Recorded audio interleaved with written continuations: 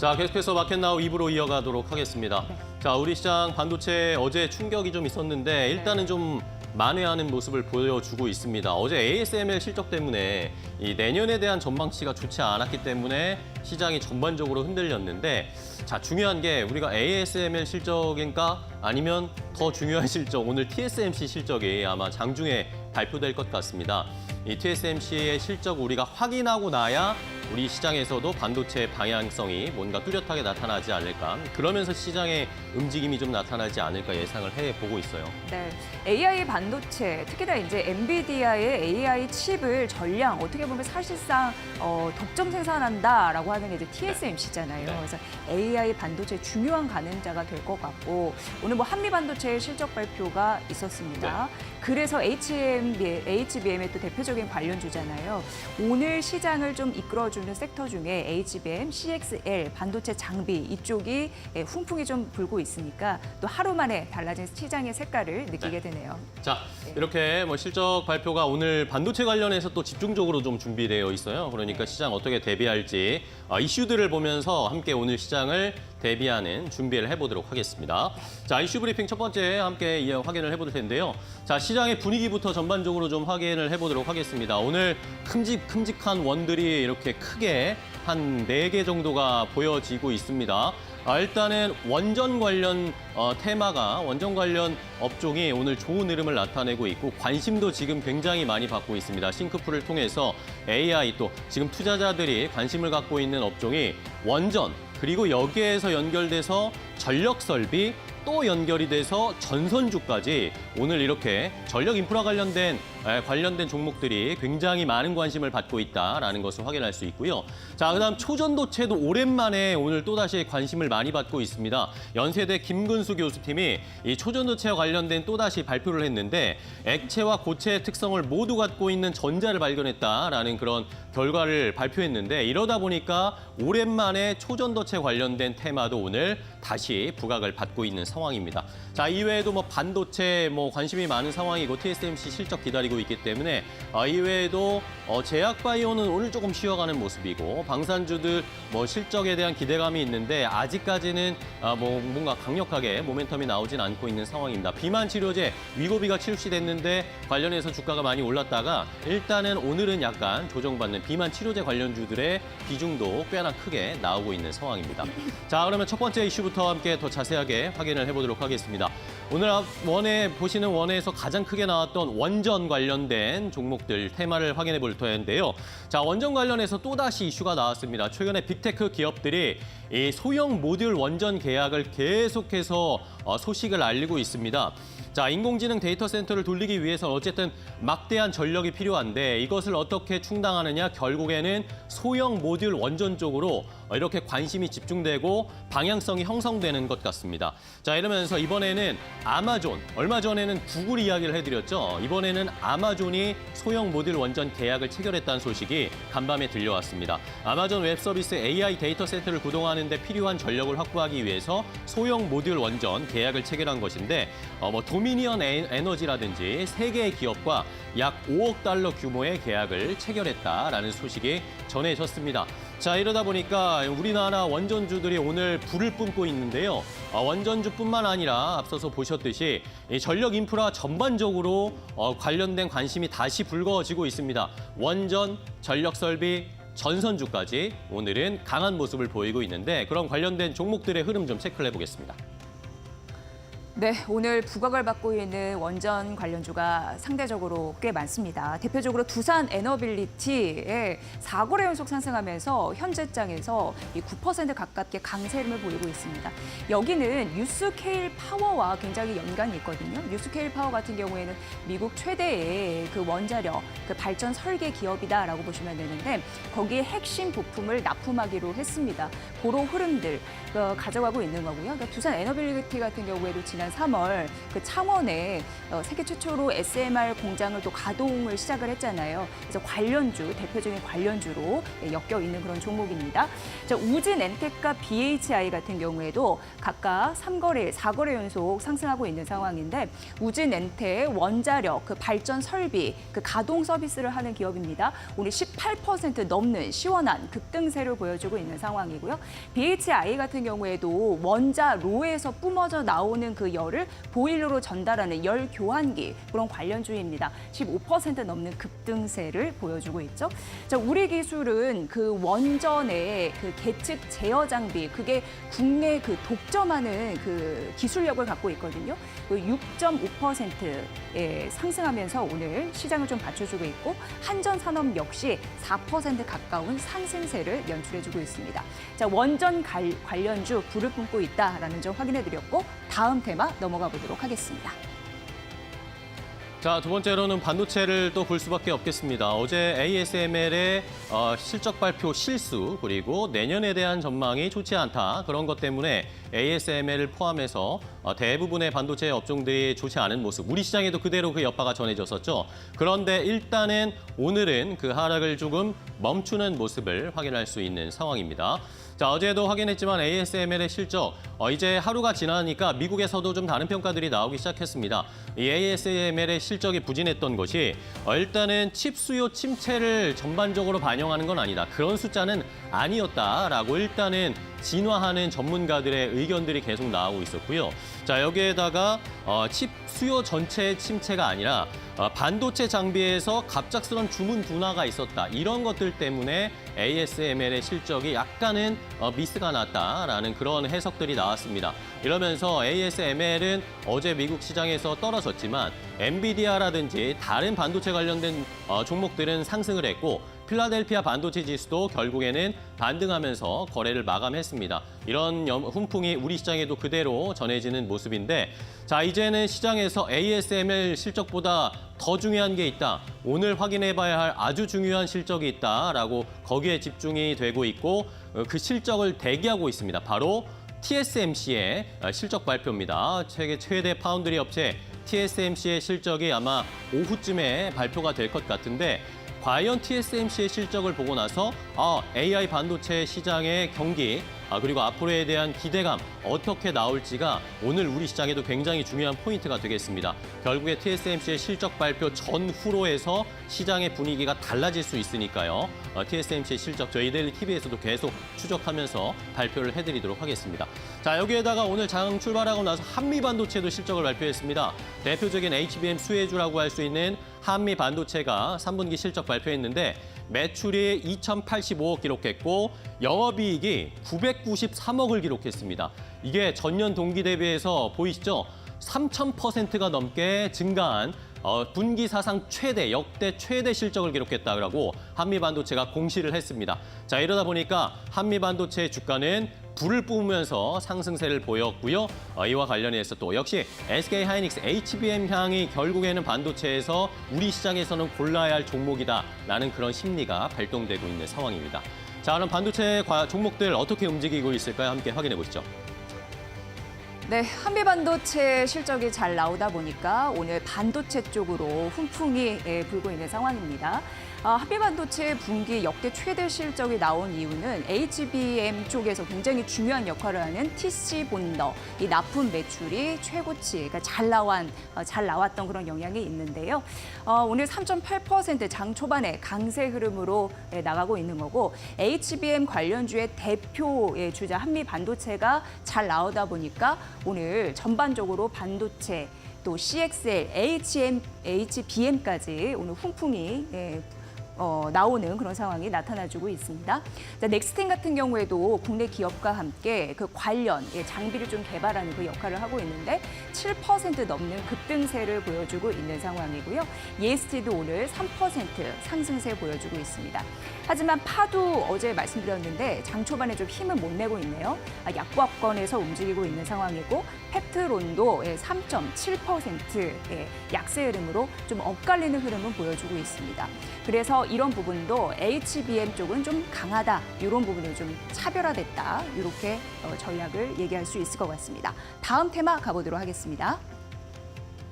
자, 오늘 또 이슈가 된 것이 SK그룹주들에 관련된 이야기입니다. 행동주의 펀드가 SK를 표적으로 삼고 뭔가 움직임을 보이려는 양상이 나타나고 있어서 함께 체크를 해보셔야 될 것 같은데요. 자, 행동주의 펀드 펠리서라는 행동주의 펀드가 있는데 이 행동주의 펀드 펠리서가 SK 스퀘어의 주식을 지금 계속 매집하고 있다라는 소식이 전해졌습니다. 이러면서 이 펠리서가 SK 스퀘어의 지분을 1%까지 확보를 했다라는 소식이었는데 이게 왜 중요하냐면요.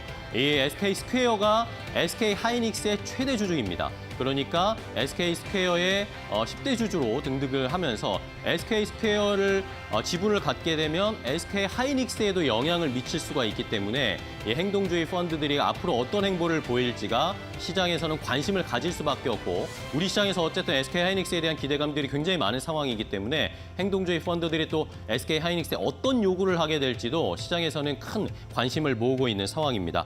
자, 지난 2년 동안 SK 스퀘어의 지분을 펠리서가 계속 매집을 했고 1%가 넘었습니다. 자, 이러다 보니까 아직까지는 뭐 자사주 매입을 강화해라, 주주 가치를 제고해라 이런 식의 메시지만 내고 있는데 이게 조금 더 지분이 늘어나기 시작하고 이해관계가 굉장히 복잡해지기 시작하면 경영권과 관련해서도 이야기가 또 나올 수 있는 상황입니다. SK그룹의 전반적인 지배구조와 관련해서도 이 펠리서 행동주의 펀드가 입김을 불어넣을 수가 있기 때문에 과연 SK그룹주들 어떻게 움직이게 될지 이 펠리서 행동주의 펀드들의 앞으로의 행보를 계속 지켜봐야 되겠습니다. 자, 그럼 SK그룹주들 어떻게 움직이고 있을지 함께 확인을 해볼까요?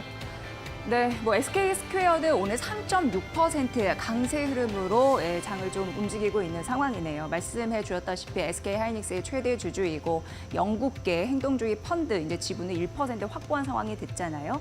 어제 대비해서 3,100원 정도 올라서 88,100원 선에서 현재 양호한 흐름을 좀 보여주고 있고요. SK 하이닉스 같은 경우에는 0.7% 상승했는데 요거는 이제 엔비디아의 영향이 있겠죠. 전일 급락했다가 다시금 이제 일단락되는 흐름 상승해서 마감이 됐잖아요. 그 영향으로 반등을 하고 있습니다. 하지만 큰 폭의 반등은 아닙니다만 19만 선을 되찾았다라는 말씀을 드리면서 증권사에서도 목표 주가를 유지하는 흐름들이 있거든요. 이거는 이제 HBM3E 8단, 12단 이쪽에서 최고의 가치를 부과하고 있기 때문에 긍정적이다. 이런 부분이 함께 반도체와 좀 맞물려 있다라는 흐름입니다. SK이노베이션, SKI 테크놀로지 이게 그룹사이기 때문에 말씀드리고 1% 정도 상승하고 있고요. 지주 회사인 SK 같은 경우에는 큰 변화 없이 강보합권 좀 유지를 하고 있다라는 정도까지 말씀드리도록 하겠습니다. 자, 오늘 오전장의 중요한 테마 이렇게 3가지 좀 알아봤고요. 이제 자세한 종목장 전략은 이데일리 온 파트너와 함께 하시죠.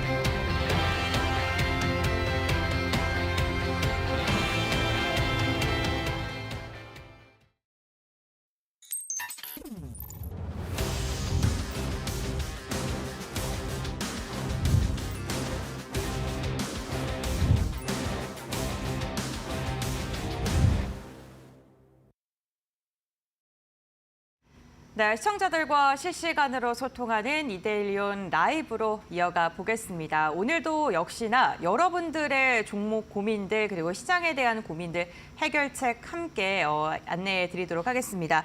오늘 이 시간은요 2대1용 이재선 파트너와 함께합니다. 안녕하십니까?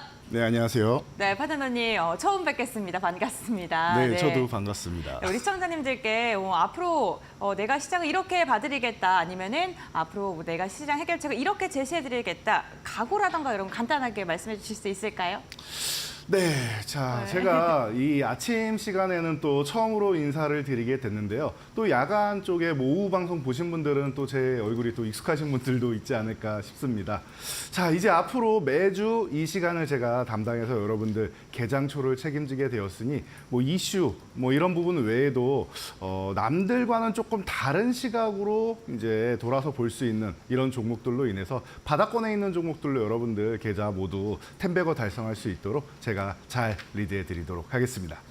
네, 알겠습니다. 바닥권에 있는 종목군들 잘 엄선해서 이야기해 주신다고 하니까요. 앞으로 저희와 함께 하시면서 시장에 대한 해법은 물론이고요. 종목 고민들까지 해결해 보시면 좋을 것 같습니다.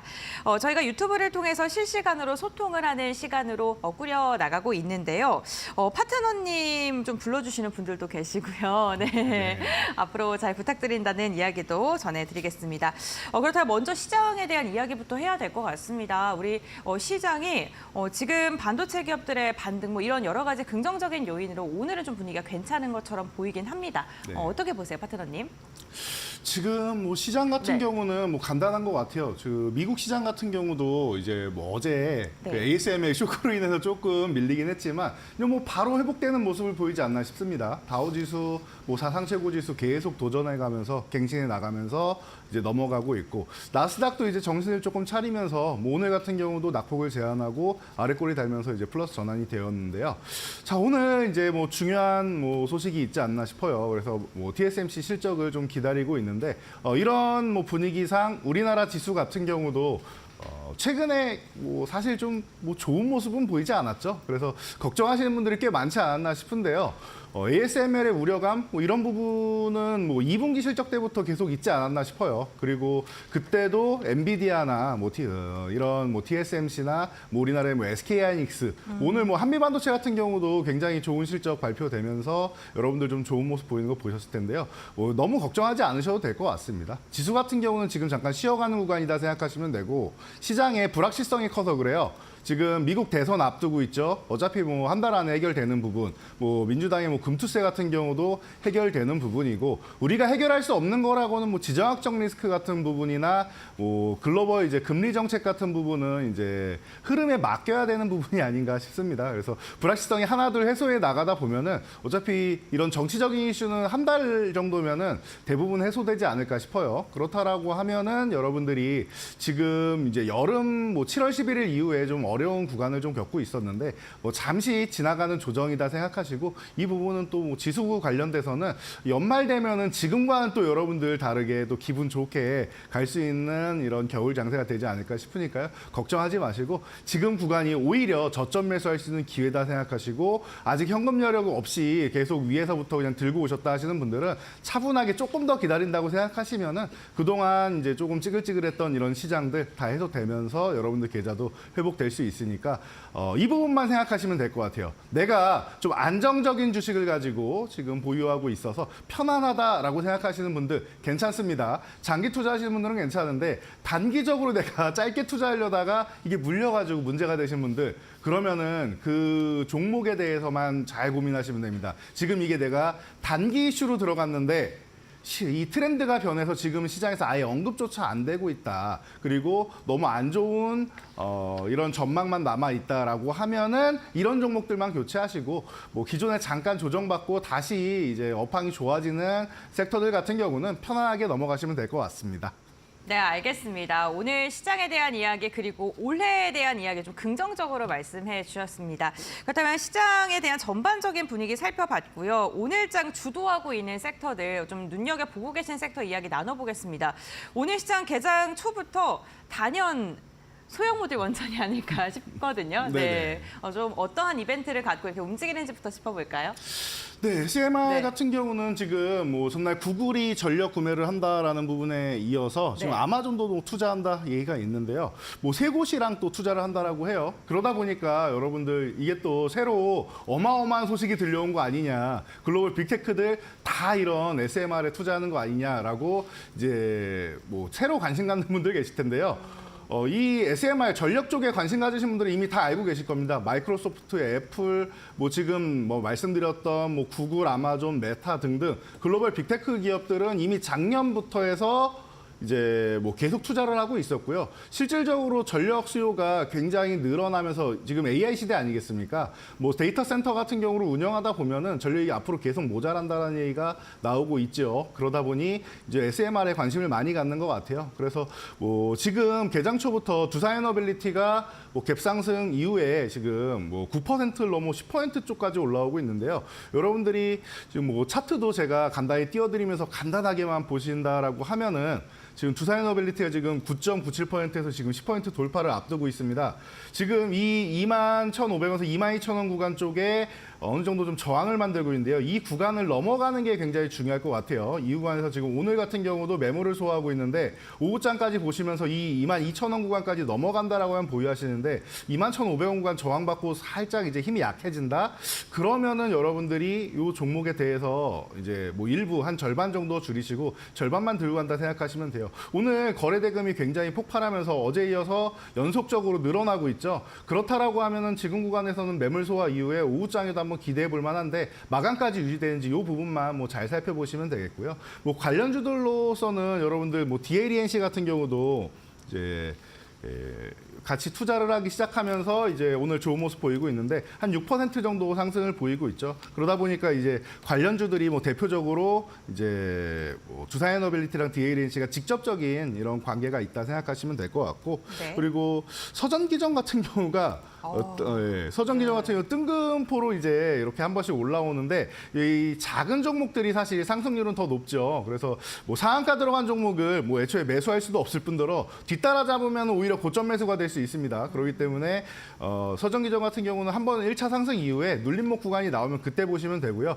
얼만큼 올라가느냐가 중요할 것 같아요. 만약 내일까지도 해서 강세를 보이면서 이 5,500원 구간까지 넘어서 이제 6,000원 구간 쪽을 노리느냐 아니면은 요 구간까지 힘이 좀 약해지면서 내일 부분에는 힘이 좀 떨어지면서 다시금 5,000원 초반까지 주느냐 뭐 요 관건일 것 같습니다. 만약에 내일 약해지면서 5,500원 아래를 준다라고 하면은 그러면 조금 기다리면서 5,250원 이하 쪽을 노려보시면은 가능할 것 같고요. 만약에 추가적인 강세가 나온다라고 하면 이 부분은 주가를 추이를 보면서 가격 설정을 해야 되기 때문에 제가 뭐 밴드나 이런 곳에 실시간으로 정보 올려드릴 테니까요. 오셔서 보시면 될 것 같아요. 그리고 뭐 마지막으로 뭐 우진엔텍 뭐 종목이야 너무 많죠. 근데 뭐 우진엔텍 같은 경우가 오늘 뭐 준상한가 수준으로 올라가면서 아침부터 좋은 모습 그리고 거래량 폭발하는 모습 보여주고 있는데요. 이렇게 이제 직접적인 관계가 있는 두산에너빌리티나 DLNC 같은 경우는 좀 안정적인 모습이다 생각하시면 될 것 같고 이런 서전기전이나 우진엔텍 이런 종목들은 뭐 이제 바닥권에서 탈출하는 이런 모습 보이면서 출발하고 있는데 눌림목 구간 한번 노린다 생각하시면 될 것 같아요.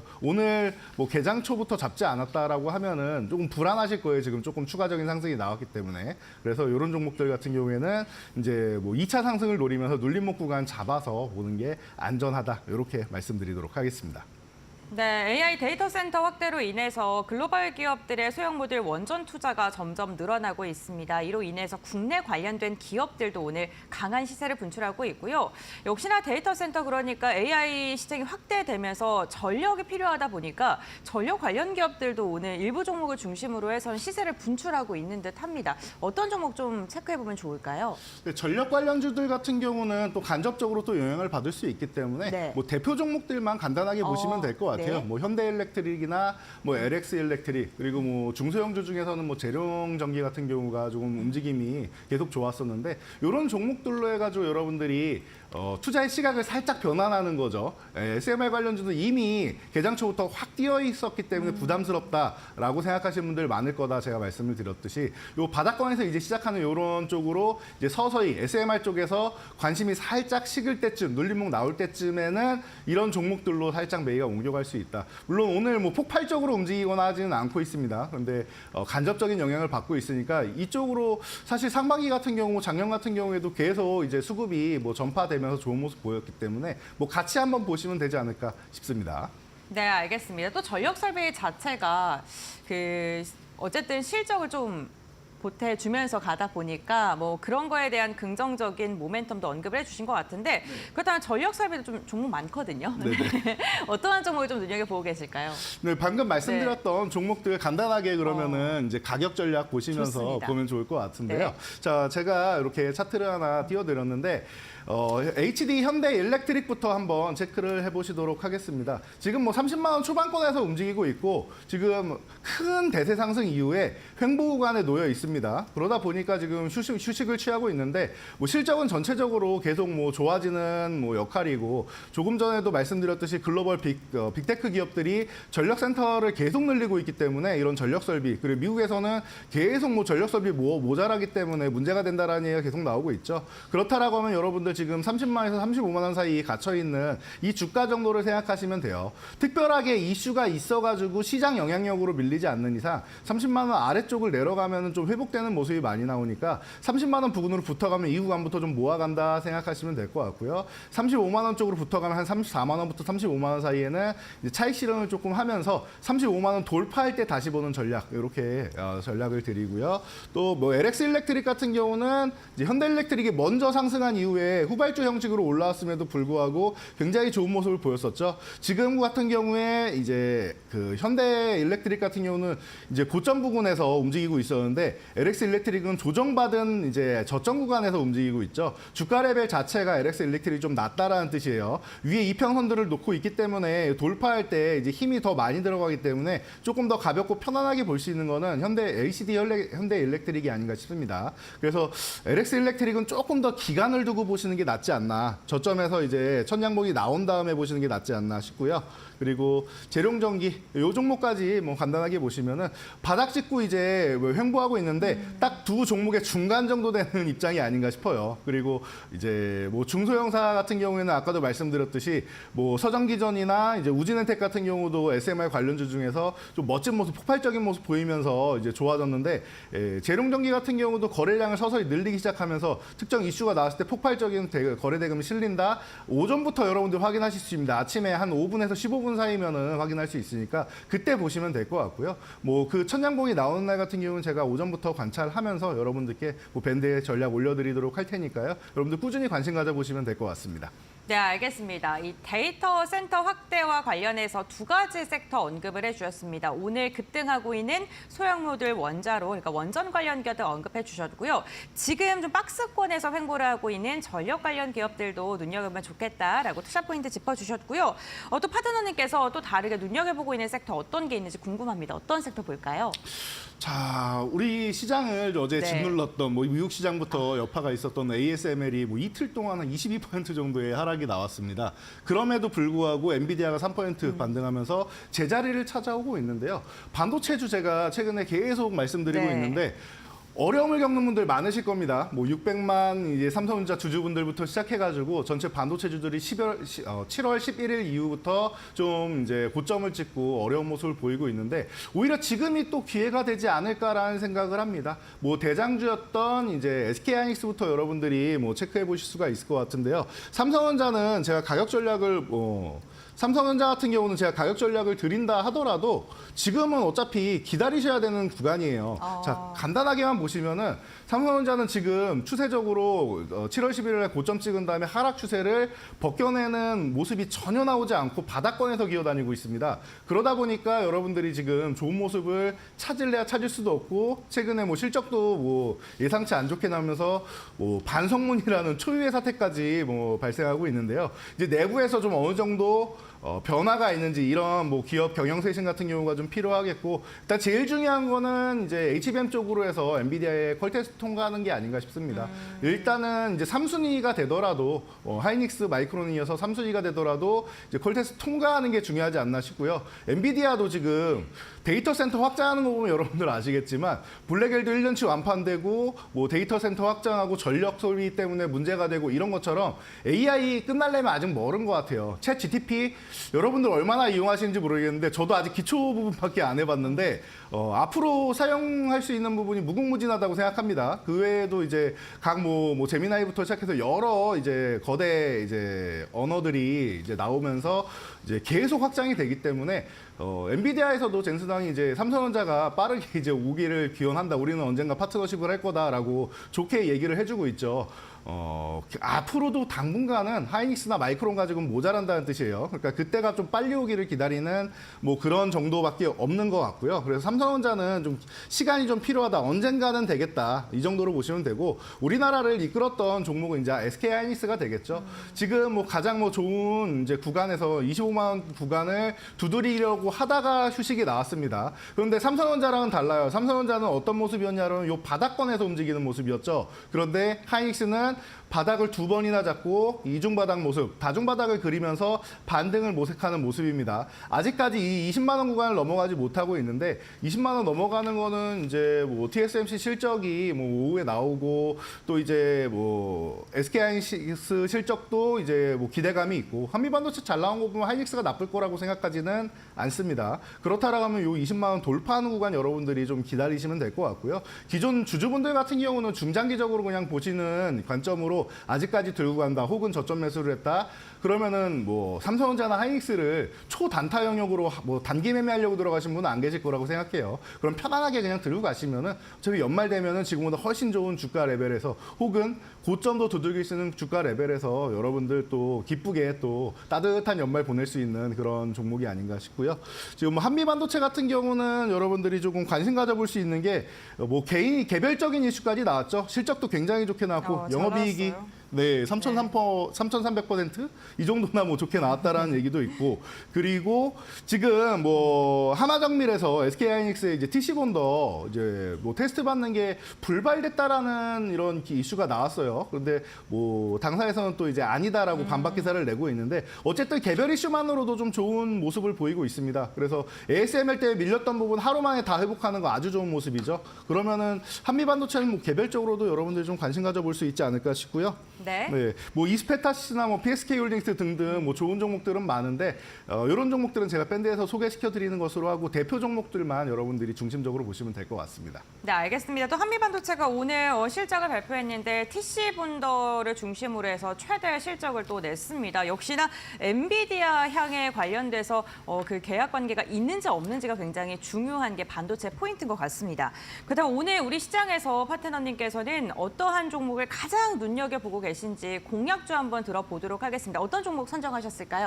네, 아까도 간단히 소개해드렸던 종목인데 HD 현대일렉트릭을 저는 지금 보고 있어요. 지금 구간에서는 오늘 뭐 가장 뭐 강세를 나타낼 종목이냐라고 하면은 그건 아닙니다. 뭐 여러분도 아시겠지만 이 HD 현대그룹 자체가 뭐 어마어마한 개별 성향이 있고 이런 종목들은 아닌데 지금 SMR 쪽으로 해서 전력기기에 관심이 나오고 있다라는 부분에서 여러분들이 제가 이제 시선을 돌려서 이쪽 분야를 보면 좋을 것 같다. 지금 뭐 다시 시작하는데 이제 시간이 얼마 남지 않은 것 같다 말씀을 드렸는데요. 구글과 아마존에서 지금 뭐 대표적으로 시작하는 이런 모습입니다. 그렇다라고 하면 이 HAD 현대일렉트릭을 비롯한 전력 이제 설비 관련주들 같은 경우에도 뭐 전선주나 이런 쪽으로는 자연스럽게 또 영향이 미치게 되어 있어요. 그래서 후발주 역할 정도를 하지 않을까라고 생각을 합니다. 그래서 뭐 반도체 쪽이 살아나고 이제 SMR 쪽이 살아난다 자연스럽게 관심 가질 수 있는 것 같고요. 그렇다라고 하면은 뭐 실적도 좋아지고 지금 뭐 후발주로도 움직일 수 있는 구간이다라고 하면 지금부터 천천히 관심 갖고 여러분들이 또 중단기적으로 준비하는 이런 마인드로 보시면 될 것 같은데요. 뭐 간단하게 차트를 보면서 제가 가격 전략까지 수립을 해드리도록 하겠습니다. 현재 오늘 지금 30만 6,500원 구간에서 움직이고 있습니다. 뭐 여러분들 보시면 알겠지만 지금 30만 원 구간 정도에서는 지켜주려는 모습, 이 구간을 이탈해도 바로바로 회복해주는 모습이죠. 일주일 안에 회복해주는 모습이 있다라고 하면 이 구간은 뭐 단기 이슈 때문에 시장 영향력 때문에 밀리는 구간이지 어려운 구간은 아니라고 생각해요. 그렇다라고 하면 30만 원 쪽으로 내려왔을 때 여러분들이 관심 가져보면서 편안하게 보시면 될 것 같고요. 일단은 수급이 제대로 확실하게 실리기 전까지는 이제 박스권 매매하는 게 맞지 않나 싶습니다. 짧게 보시는 분들은 33만 원 정도까지 1차 목표치 보시면서 이 구간에서는 이제 단기적으로 영향을 받고 있으니까 네. 33만 원에서 35만 원 사이입니다. 그래서 1차 목표치는 33, 2차 목표는 35만 원까지 설정해 주시고요. 35만 원을 넘어가면 그때부터 시세는 이제 본격적으로 분출이 되는 겁니다. 대신 아직까지는 저항 구간이니까 이 구간만 가면은 좀 줄인다 생각하시면서 보시면 될 것 같고, 여러분들 뭐 손절 라인은 그래도 설정하셔야겠죠. 29만 원 이탈하면은 종가로 이탈하면 한 번 정도 정리했다가 저점에서 한 25만 원 부근에서 재매수하거나 30만 원 회복될 때 본다라고 생각하시면 될 것 같습니다. 네, 알겠습니다. 오늘의 공략주는 HD 현대일렉트릭이었고요. 가격 밴드 제시해 주셨으니까 이 부분 참고하시면서 투자 전략 세워보시면 좋을 것 같습니다. 오늘 이야기 나온 이재선 파트너와는 여기서 마무리하겠습니다. 오늘 말씀 고맙습니다. 감사합니다.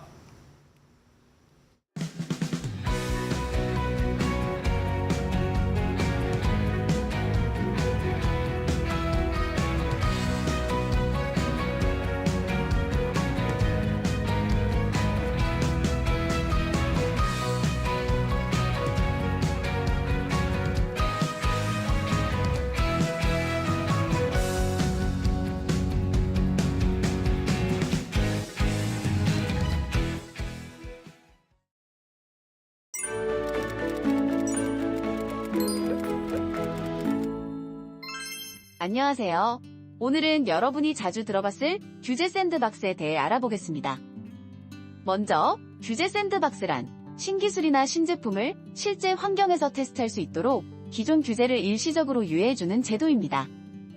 쉽게 말해 안전한 공간에서 자유롭게 실험할 수 있도록 도와주는 시스템이죠. 샌드박스라는 단어 자체가 어린이들이 안전하게 놀 수 있는 모래 놀이터를 뜻하는데, 규제 샌드박스도 이와 비슷한 개념입니다. 정부가 규제라는 울타리를 잠시 열어줘 새로운 도전이 가능하도록 하는 거죠. 예를 들어 자율주행 자동차나 드론을 상용화하려면 다양한 법적, 안전 규제가 많죠. 이런 규제들을 모두 충족하려면 시간이 오래 걸리기 때문에 규제 샌드박스에서 일정 기간 동안 규제를 유예받아 실제 환경에서 테스트를 진행할 수 있게 됩니다. 이렇게 규제 샌드박스를 통해 기업은 혁신을 시도하고 정부는 새로운 기술을 안전하게 관리할 수 있는 방법을 찾게 됩니다. 결국 규제 샌드박스는 기업들이 더 빠르게 혁신을 이루도록 돕고, 소비자는 새로운 기술을 더 빨리 경험할 수 있게 만드는 제도입니다. 여러분도 혹시 혁신적인 아이디어가 있다면 규제 샌드박스 제도를 잘 활용해보세요. 앞으로도 경제 관련 유익한 정보를 계속 알려드릴 테니 이데일리 TV 많이 사랑해주세요.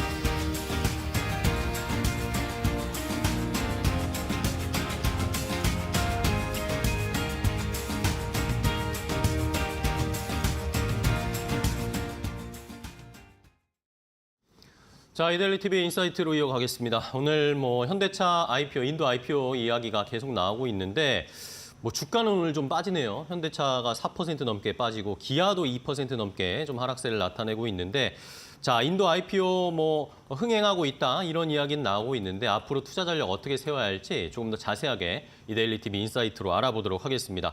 자, 오늘은 이데일리 산업부 자동차 팀장 박민 기자와 함께 이야기를 나누겠습니다. 안녕하세요. 반갑습니다. 네, 안녕하세요. 반갑습니다. 네, 반갑습니다. 자동차 팀장으로 또 근무를 하고 계시니까 네네. 요 자동차 시장 전반적인 업계 분위기 잘 전달해 주시면 좋겠습니다. 네. 자, 기대하겠고요. 오늘 일단은 인도 IPO, 현대차가 인도 IPO가 가장 큰 관심거리입니다. 아마 오늘까지라고 제가 알고 있는데 네네, 지금 추이는 어떻게 되고 있나요? 실제로 좀 흥행되고 있는 건가요? 네네. 우선 지난 15일부터 시작해서 오늘까지 네. 3일간 일반인을 대상으로 공모 청약을 받고 있는데요. 오늘 오후에 이제 청약이 마감되고 네. 최종적으로 증시에 상장될 때 주당 가격까지 오늘 결정되게 됩니다. 네네. 네, 앞서 지금 현재 업계에서는 청약 흥행은 따놓은 당상이다라고 보고 있는데, 긍정적인 이야기들이 그 이유가 많았는데. 지난 14일에 하루 동안 그 기관 투자자들을 대상으로 청약을 네네. 받았는데, 인도의 주요한 기관 투자자를 비롯해서 우리가 글로벌 큰손이라 할 수 있는데 미국 최대의 투자 회사인 블랙록이나 자산 운용사인 피델리티 등이 참여하면서 청약 흥행을 거뒀다고 보고 있습니다. 그렇네요. 이들 기관 투자자들에게 배정된 물량이 약 4억 2,400만 주였는데 이를 통해서 현대차가 약 1조 3천억 정도를 확보하게 됐거든요. 이처럼 기관 투자자를 대상으로 한 금액도 흥행을 거두면서 오늘 최종적으로 마감을 하는 일반인 대상으로도 흥행을 될 걸로 보고 있습니다. 그리고 한 가지 말씀드릴 게 네네. 현대차 인도 법인이 이제 공모에 나서면서 공모 희망 가격 밴드를 공개를 했었는데 나왔죠. 네. 그때 보면 인도 화폐 단위로 그 주당 1,865루피에서 1,960루피였는데 상단이죠. 1,960루피가. 근데 기관 투자자들 대상으로 했을 때는 상단인 1,960루피. 우리나라 돈으로 하면 약 31,500원대로 결정이 돼서 진행이 됐기 때문에 일반 투자자들도 그렇게 될 것으로 보고 있습니다. 네. 자, 그렇다면 말씀해 주신 것처럼 어쨌든 기관 쪽에서도 뭐 피델리티나 블랙록 같은 대형 글로벌 자산 운용사들도 관심을 갖고 있고 이제 한 3일 동안 개인 청약도 받았는데 오늘 이제 조금 있으면 마무리가 되겠죠. 자, 그렇다면은 자, 이렇게 인도 IPO 일단 뭐 기관 쪽에서 1조 넘게 확보를 했고 개인 청약까지 하면은 뭐 4조 넘을 네, 거다. 맞습니다. 네. 그런 정도 수준 나오고 있는데 자, 이게 어쨌든 인도 IPO 시장 자체에서도 엄청난 일이라고 역사적인 일이라고 하더라고요. 공모 자금만 놓고 보면 인도 IPO 사상 최대 규모로 보고 있습니다. 예. 네. 우선은 앞서 2022년도에 네. 그 인도 생명보험공사가 상장을 했을 당시에 그때 공모로 받은 자금만 우리나라 돈으로 한 3조 4천억 정도가 됐는데 현대차가 이번에 공모 자금을 최종 예상대로 4조 넘게를 4조 하게 넘기면. 되면 최대 IPO가 되는 겁니다. 그리고 아시다시피 이번 IPO는 신주를 발행해서 상장을 하는 게 아니라 기존에 한국의 현대차 본사가 갖고 네네. 있던 100% 지분을 갖고 있던 현대차 인도 법인의 인도 법인. 지분을 일부 매각하는 구주 매출 방식인데요. 그래서 그게 현대차 총 주식 수가 약 한 8억만 주 정도 됩니다. 8억만 네네, 주, 8억만 되게 주. 많죠. 네, 많죠. 네. 8억만 주 중에서 약 17.5%를 공개 매각하게 되는 건데요. 그걸 이제 주로 따지면 한 1억 4천만 주 정도 됩니다.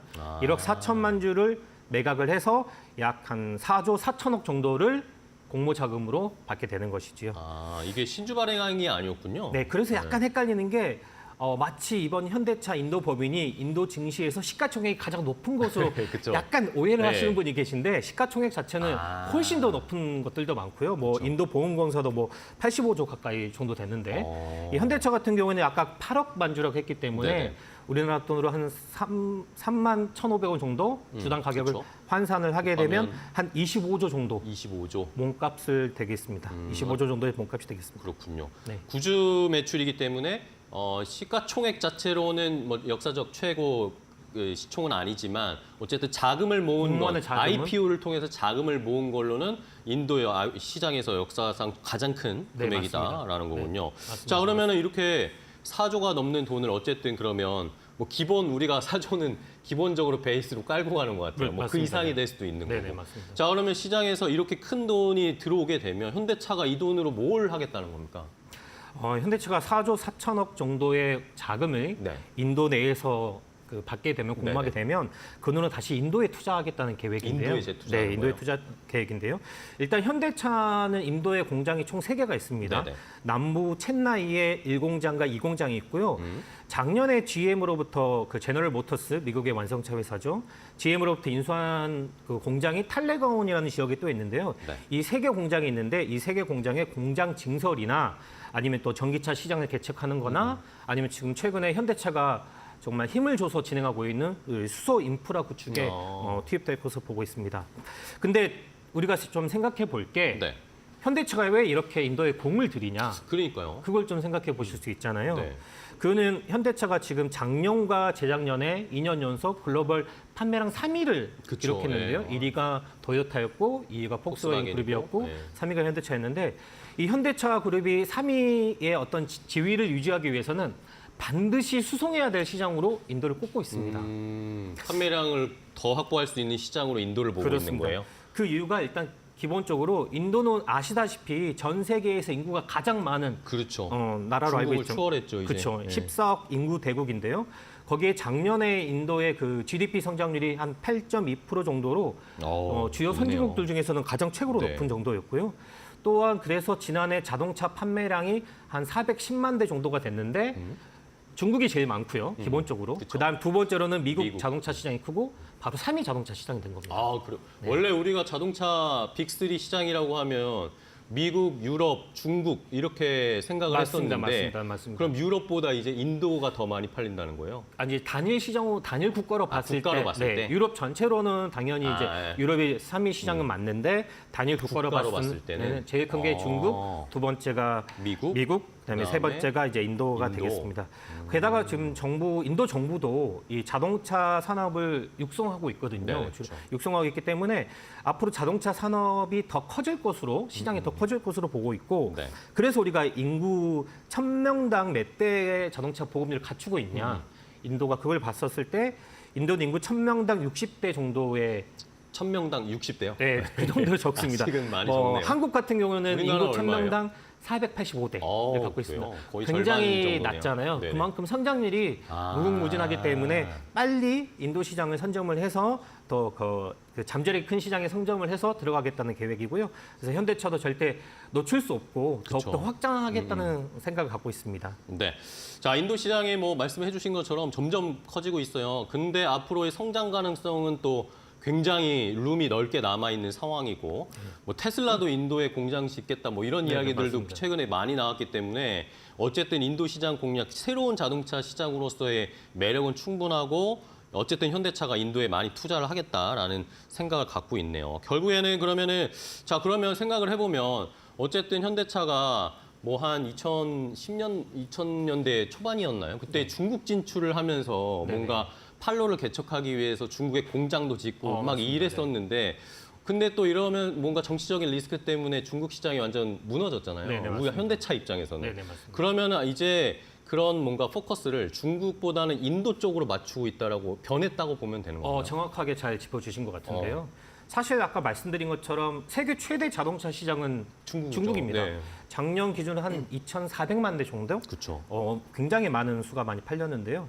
그래서 이렇게 자동차가 많이 팔리는 중국 시장을 네. 당연히 현대차 기아도 아시아권에서 공략해야죠. 핵심 예. 시장으로 보고 있었는데 뭐 아시다시피 2017년에 정치적인 약간 사건이죠. 사드 문제나. 사드 고고도 미사일 체계 그 사드 체계가 터지면서 한국과 중국 간은 약간 이제 정쟁 갈등도 생기면서 그 당시 이후로 이제 현대차의 어떤 판매량이 급감을 했는데요. 급감했다고, 예.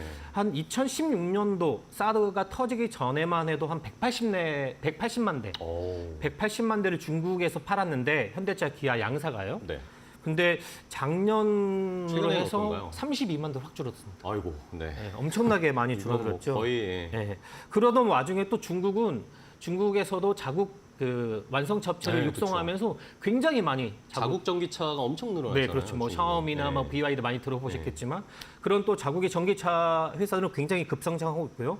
또 이러던 와중에 아까 그 앵커님께서 말씀하신 것처럼 미국과 중국 간 무역 갈등이 그쵸, 또 그쵸. 생기면서 지금 계속 미국에서 중국산 전기차에 대해서 관세를 높인다거나 아니면 미국 내에서 중국 뭐 전기차 판매를 금지한다거나 뭐 부품이 들어가는 걸 금지한다거나 소프트웨어 들어간다는 것을 금지한다거나 이렇게 자꾸 무역 장벽을 높게 세우니까 현대차 기아 입장으로서도 중국에서 차를 많이 생산하는 것보다 그쵸. 인도에서 생산해서 어쨌든 하는 게 조금 더 리스크를 줄이는 게 그렇죠, 낫겠다. 중국에서 만드는 게 이득이 없잖아요. 이렇게 네, 되면. 그렇죠, 중국에서도 그렇죠. 안 팔리고 중국에서 만든 걸 미국에 수출도 못 하니까 네. 그러면 자연스럽게 인도로 눈을 돌릴 수밖에 없었던 맞습니다. 거네요. 그래서 현대차도 한국에 이어서 그 글로벌 허브 생산 거점을 제2의 생산 거점을 인도로 보고 있거든요. 그래서 물론 중국 시장도 그렇다 해서 포기하는 건 아닙니다. 네네. 물론 중국에서도 차를 생산해서 인근의 아시아권에서 뭐 수출로 하는 어떤 그런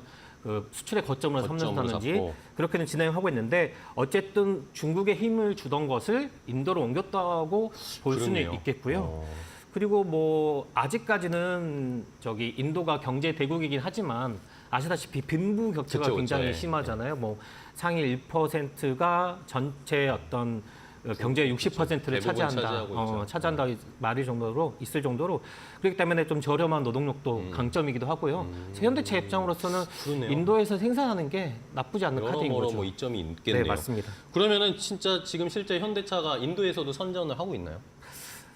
아직까지는 랭킹으로 따지면 네. 2위에 그치고 있습니다. 2위면 괜찮은 거 네, 아닌가요? 맞습니다. 괜찮습니다. 언제든지 2위라는 거는 네. 1위로 탈환할 네, 수 역전할 있다는 수 있는 기회가 있는 의미가 거잖아요. 있으니까 작년 기준으로 봤을 때도 2위였고 네. 올해 상반기 기준으로도 2위인데 작년 같은 경우에는 현대차가 한 60만 대 팔았고 네. 기아차가 25만 대를 팔아서 85만 대를 팔았거든요. 인도 내에서. 그래서 85만 대를 팔아서 약간 점유율을 한 20% 정도 차지했는데 1위는 누구냐? 인도 내에서 1위 판매량 1위는 마루티 스키즈라는 회사인데요. 일본의 스즈키와 또 인도 마루티 합작사 자동차거든요. 이 친구들이 이 회사가 작년 같은 경우에는 한 170만 대 정도 팔았습니다. 170만 대 팔아서 비중이 꽤 크네요. 네, 인도 40% 쪽에서. 정도 점유율을 차지했는데 네. 현대차 기아는 20% 점유율로 2위고 그다음에 마루티 스키즈는 한 40% 정도인데 아까 말씀드린 것처럼 4조 4천억의 자금을 확보를 하면 인도 내에 재투자를 하겠다고 말씀하셨잖아요. 그 생산 시설 같은 걸 늘리게 되면 지금 현재로서는 현대차 기아가 양사 합산으로 한 100만 대 정도 생산할 수 있는데 내년 되면 이거를 150만 대 정도까지로 늘리겠다는 겁니다. 네네. 그러면 확실히 이제 1위와의 격차를 줄일 수 있는 어떤 기대감이 생기는 것이죠. 좋습니다. 자, 뭐 또 현대차 그룹이 인도에 투자를 하면서 뭔가 또 뭐 세제 혜택이라든지 아니면 그런 것도 좀 받을 수 있을 것도 기대해 보면 가격 경쟁력도 좀 갖출 수 있으면 훨씬 더 판매가 인도 쪽에서 늘어날 수 있지 않을까 네, 기대를 맞습니다. 해볼 수 있을 것 같아요. 자, 그러면은 뭐 인도 IPO 이야기 뭐 계속 진행되고 있는 오늘 뭐 마지막 결과 어떻게 나오는지까지 한번 체크는 해봐야 되는데, 근데 저는 이 현대차 그룹 자체로 봤을 때 이제는 현대차 그룹이 우리가 과거에 생각하던 것과는 되게 많이 좀 달라졌다라는 느낌을 맞습니다. 최근에 네. 많이 받고 있거든요. 뭐 네. 최근에는 웨이모랑 전략적 파트너 맺어서 뭐 여기에도 자율주행 관련된 차를 공급한다 뭐 이런 이야기도 나오더라고요. 맞습니다. 기존에는 우리가 차를 생산을 하면 현대차가 만든 차는 현대차 로고만 붙여가지고 그쵸, 팔았잖아요. 근데 이번에 구글의 웨이모, 구글의 자회사죠. 이 자율주행 기업인데 이 웨이모라는 회사와 전략적 파트너십을 체결했는데 그 내용이 뭐냐면 네. 현대차가 생산한 차에 구글의 웨이모가 갖고 있는 프로그램, 자율주행 프로그램을 넣어서 바로 구글의 차로 만들겠다는 것인데요. 그래서 실제적으로 미국 내에서 구글의 자율주행 서비스를 하겠다는 건데 그러니까 앞으로 이제 현대차가 이 구글의 웨이모에 납품할 차량을 아이오닉 5로 네네. 지금 정했는데 이 차량을 납품을 하면 웨이모는 그 차량에 자신들이 갖고 있는 6세대 완전 자율주행 프로그램이란 웨이모 드라이버를 넣어서 세팅한 자율주행 뒤에 프로그램을 소프트웨어를 심어서 그렇죠. 차에다가. 거기에 대해서 이 현대차 마크는 당연히 없겠죠. 구글의 차량이니까. 네. 그래서 자율주행 택시 서비스를 하겠다는 것입니다. 그러면 이거는 거의 뭐 B2B 거래 판매라고 생각해도 되겠네요. 그렇죠. 저희가 왜 반도체 같은 경우에는 이게 설계와 제조가 구분이 돼 있어서 네, 그렇죠. 뭐 설계 팹리스 회사 설계만 하는 그다음에 생산만 하는 파운드리 파운드리라고 업체도 하는데 있고. 이게 자동차 업계도 이런 파운드리 시대가 이제 열린 것으로 저희가 볼 수 있는 것이죠. 그렇군요. 네. 자, 그러면은 뭐 생산 규모나 뭐 자율주행차 운영 시기 이런 것도 구체적으로 좀 계획이 된 건가요? 아직 구체적으로 몇 대 정도를 생산하고 납품을 하고 언제부터 운영을 하겠다는 건 아직 구체적인 것은 나오진 않았지만 다만 양사는 내년 말부터 네. 구글의 웨이모 드라이브가 탑재된 아이오닉 5 차량을 도로주행 테스트를 하겠다는 거거든요. 내년 말부터. 그 이후에 이제 구체적인 서비스 시기도 나올 것인데 아무튼 수년 내에 구글의 자율주행 차량을 이용할 수 있도록 계획을 하겠다는 계획이고요. 그리고 웨이모에 납품하는 그 차량은 어디서 생산해서 납품을 하냐면 네네. 현대차가 이달 말부터 이제 가동이 들어갈 것으로 보고 있는데 미국의 조지아주에 있는 현대차 그룹 메타플랜트 아메리카라는 전기차 전용 공장이 있거든요. 네네. 그 공장에서 생산을 해서 구글에 납품할 예정입니다. 그리고 아까 서두에 말씀드린 것처럼 아주 구체적인 다만 생산 몇 대를 생산해서 몇 대를 납품하냐 그건 아직 정해지지 아직 뭐 정해지지 구체적으로 않았습니다. 공개되진 않았군요. 네. 알겠습니다. 자, 이렇게 어쨌든 그러면 이제 현대차도 우리가 기존의 현대차를 생각했을 땐 본인들이 만들어서 본인들의 브랜드로 본인들의 소프트웨어를 심어서 이렇게 판매하는 게 현대차의 그동안의 그런 양상이었다면 어떻게 보면 맞춤 주문 생산을 해주는 자동차 파운드리 네, 시대가 맞습니다. 네. 좀 오는 것 같다라는 느낌도 드는데 이게 실제로 이루어질까요? 이게 실제로 도움이 될까요? 맞습니다. 이게 지금 어떻게 보면 판이 바뀌었다고 그러니까요. 볼 수도 있는 네. 것이죠. 이번 파트너십 자체가 전통적인 어떤 자동차 산업 구조의 앞으로의 변화를 알리는 약간 네네. 신호탄 같은 느낌이기도 하는데 우선 반도체 같은 경우는 아까 서두에 말씀드린 것처럼 그 설계만 하는 회사, 엠리스 업체. 우리가 뭐 요즘에 가장 핫한 뭐 엔비디아라든지 엔비디아는 공장은 없습니다. 반도체 설계만 하는 거고 실제로 제조는 저기 대만의 TSMC가 TSMC 많이 에서 하잖아요. 그렇게 거기 TSMC는 제조만 하는 회사인데 이렇게 설계와 그 제조가 분업이 되어 있었는데 완성차 업체는 그동안 그렇지 않았었거든요. 왜냐하면 이 완성차 업체 같은 경우에는 굉장히 많은 부품이 들어가는데 그쵸. 네. 그걸 하나로 조립하는 데는 굉장히 많은 기술력이 필요하고 그 복잡하고. 전체적인 설계부터 조립까지 같이 가야 되는 시스템이거든요. 그래서 자동차 업체 같은 경우는 부품은 물론 여러 협력사들이 그쵸. 부품을 수백 개 생산하지만 협력업체들이 그쵸. 있잖아요. 실제로 조립해서 하나의 완성차를 만드는 거는 소수의 완성차 업체였는데 다만 이제 전기차 시대로 넘어가면서 그 과정이 굉장히 줄어들었다는 거죠. 부품 개수도 약 40%가 줄었다고 저희가 보고 있는데요. 40%나 줄어요? 굉장히 단순해졌기 때문에 이제는 뭐 구글의 웨이모 같은 이런 빅테크 기업들이 자율주행차 사업을 하게 되면 위탁 생산을 맡기고 자기의 프로그램을 넣어서 하는 그런 파운드리 시대가 가능해지게 된 것입니다. 그러면 결국에 파운드리가 가능하게 된 거는 뭐 전기차나 이런 커넥티드 카의 부품들이 간소화돼서 네. 이걸 이제 만들어내는 이 공정이 조금 단순화됐기 때문에 그러면서 좀 새로 생긴 시장이라도 볼 수 있겠네요. 네, 맞습니다. 맞습니다. 뭐 아까 말씀드린 것처럼 내연기관 차량에는 사실 저희가 부품이 정말 정확하게 몇 개다라고 말 수는 없지만 4만여 개가 들어갈 정도로 어우, 네. 너무 복잡하거든요.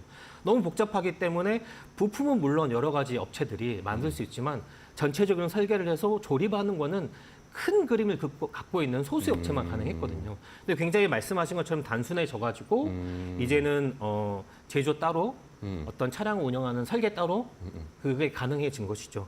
그래서 전문가들도 앞으로 이제 미래 어떤 SDV 같은 네. 소프트웨어 중심의 차량 이런 핵심 기술을 갖고 있는 빅테크 기업들이 미래차 시장에 뛰어들고 또 기존의 완성차 업체들은 그 위탁 생산만 맞는 파운드리가 가능해질 것으로 보고 있습니다. 네.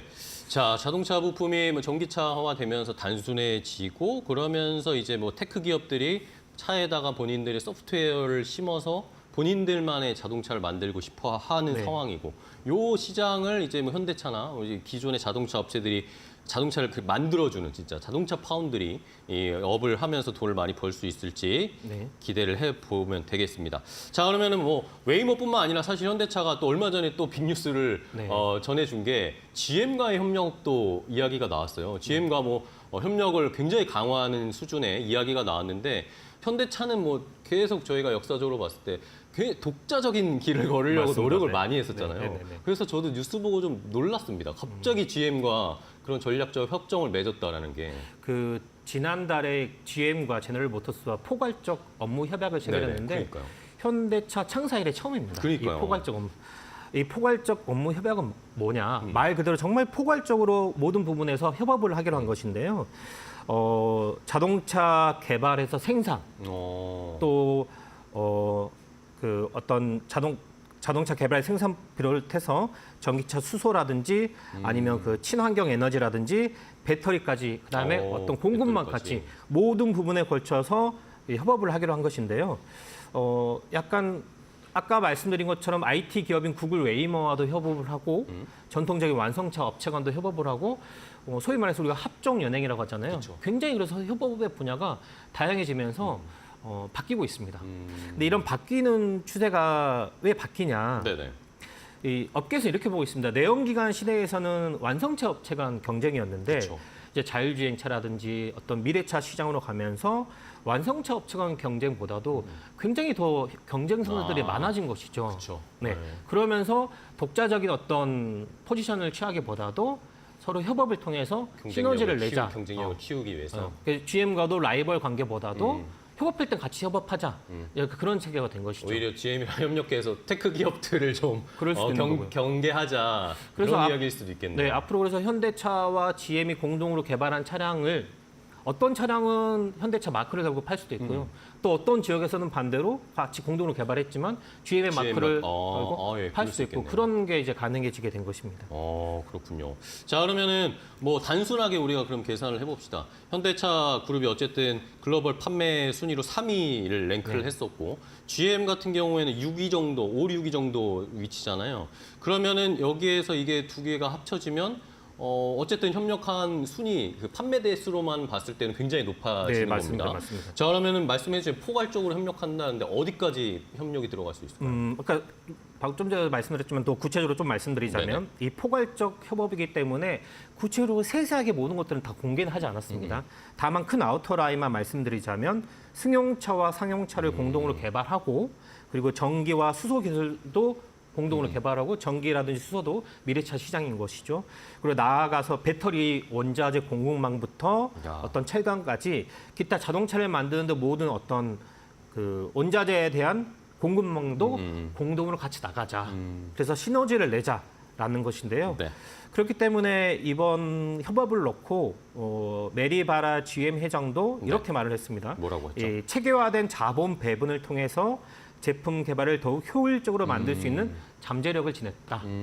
더 이상 이제 우리는 라이벌보다는 같이 이제 손을 동맹의 잡고, 관계로 가자. 손을 잡고. 라고 된 것이죠. 알겠습니다.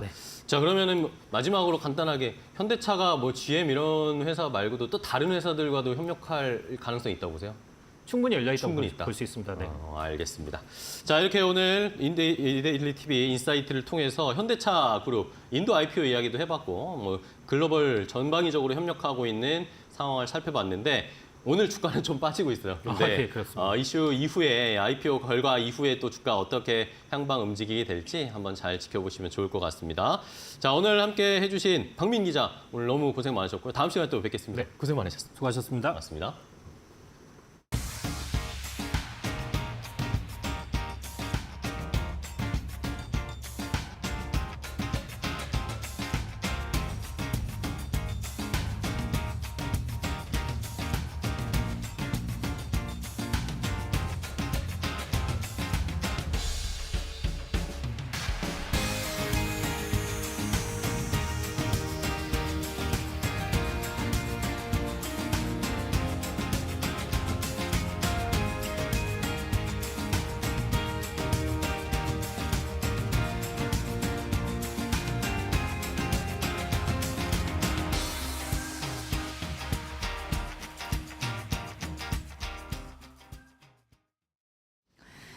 국내 방산 기업의 우호적인 환경이 이어지고 있습니다. 최근 중동 지역에 전운이 고조되고 또 러시아 우크라이나 전쟁이 장기화하는 등 이 글로벌 지정학적 리스크가 커지고 있죠. 이 다음 달 치러질 미국 대선 역시요, 이 방산주에 긍정적입니다. 트럼프 후보자가 당선되면 더 유리하다라는 분석이 나오지만 사실 누가 당선되든 국방비 증액을 통한 이 방산 수요는 늘 것이기 때문입니다. 한국 증시를 외면하는 외국인 투자자들도 방산주만큼은 러브콜을 보내고 있는데요. 이 국내 방산 기업들은 연간 500조 원에 달하는 미국 시장뿐만 아니라 뭐 유럽, 중동에서 아주 굵직한 사업을 따내면서 입지를 굳혔습니다. 올해 수출 규모는 200억 달러까지 늘어날 것으로 보입니다. 이 방산대장주 하나 에어로스페이스 오늘도 장중 52주 신고가를 다시 썼는데요. 이 시가총액 20조 원 클럽 가입을 목전에 뒀습니다. 대표 주력 무기가 상당한데 뭐 K9 자주포, 천무, 탄약, 천궁 발사대 이런 것들 수출이 꾸준히 늘고 있습니다. 성능은 물론 가격과 납기까지 훌륭하다고 평가받는데요. 이 K방산 르네상스가 활짝 열렸습니다. 이제 비었습니다.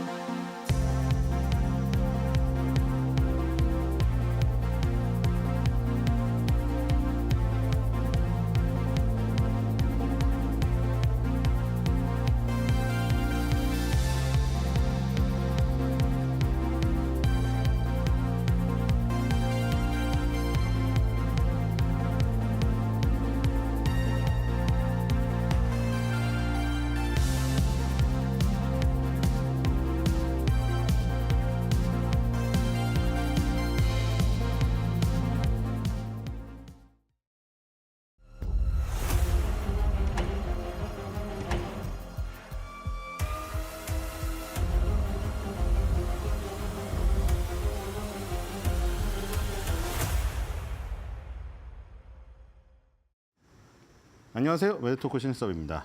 이 시간의 주제는 용가리 치킨 25주년, 용가리 덩치만큼 커진 하림의 야심.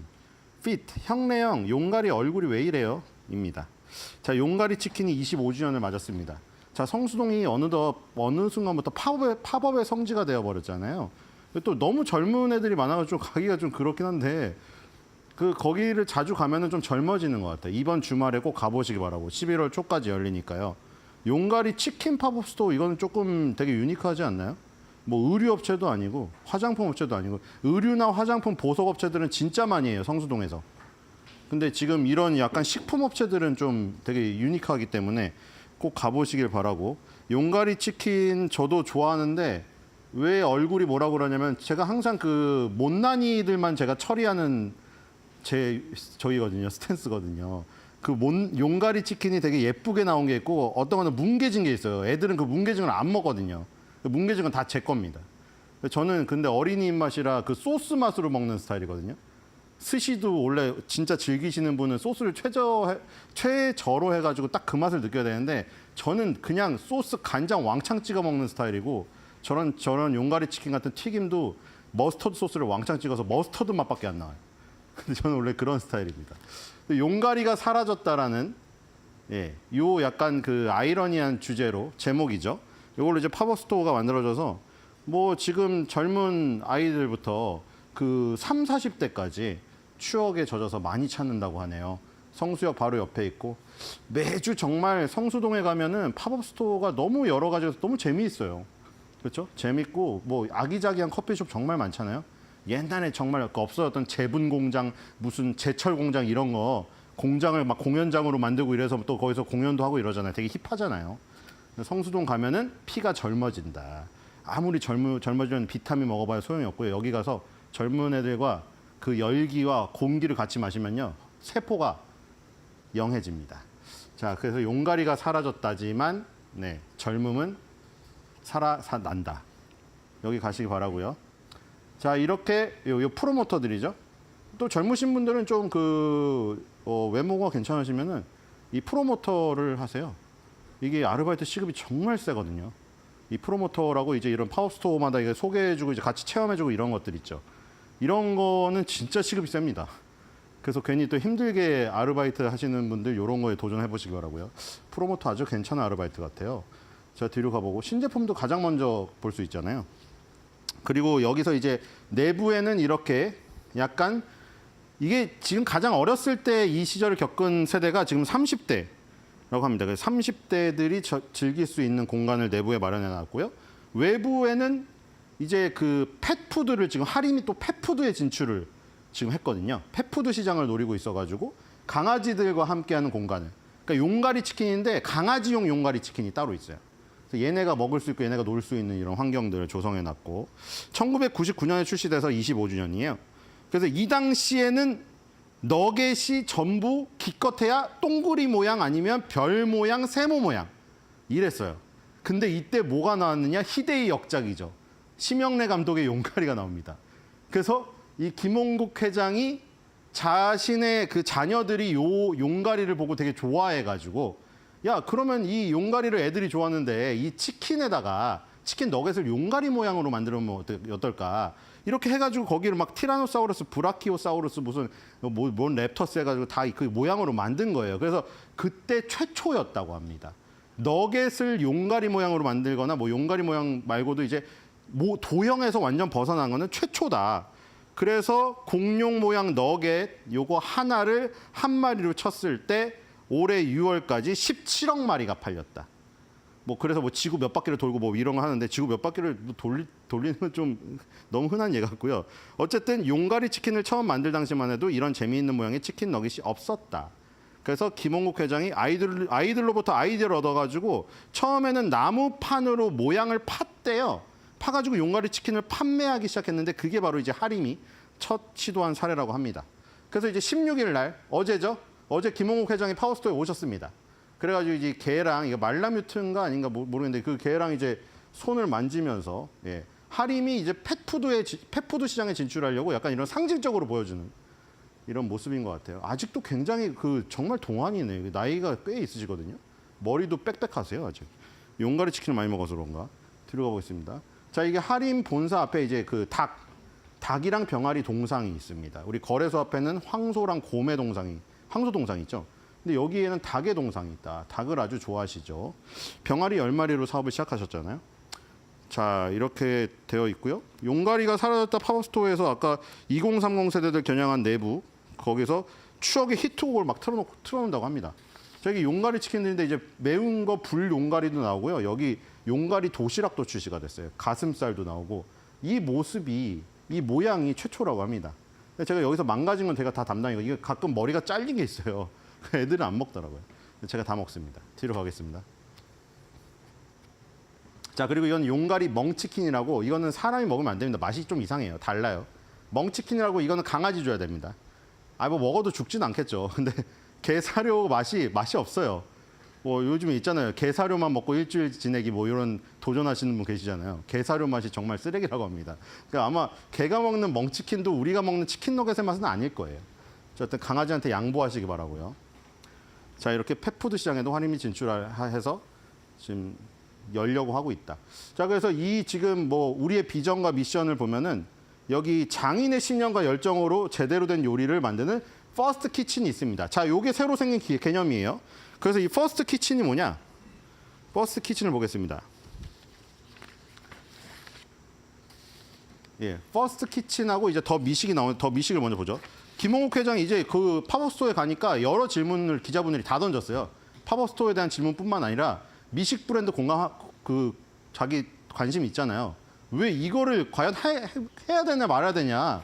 이게 처음에 이정재 씨가 나와서 막 하기를 뭐를 끓이고 막 이러길래 저도 호기심에 한번 사 먹어봤거든요. 근데 솔직히 저 돈 내고 저걸 먹어야 되나 진짜 솔직히 그랬어요. 뒤로 가볼까요? 이 지금 미식 브랜드가 라면이 처음 나왔는데 이 라면이 1%밖에 안 됩니다. 점유율이. 더미식 장인라면이 1%밖에 안 돼요.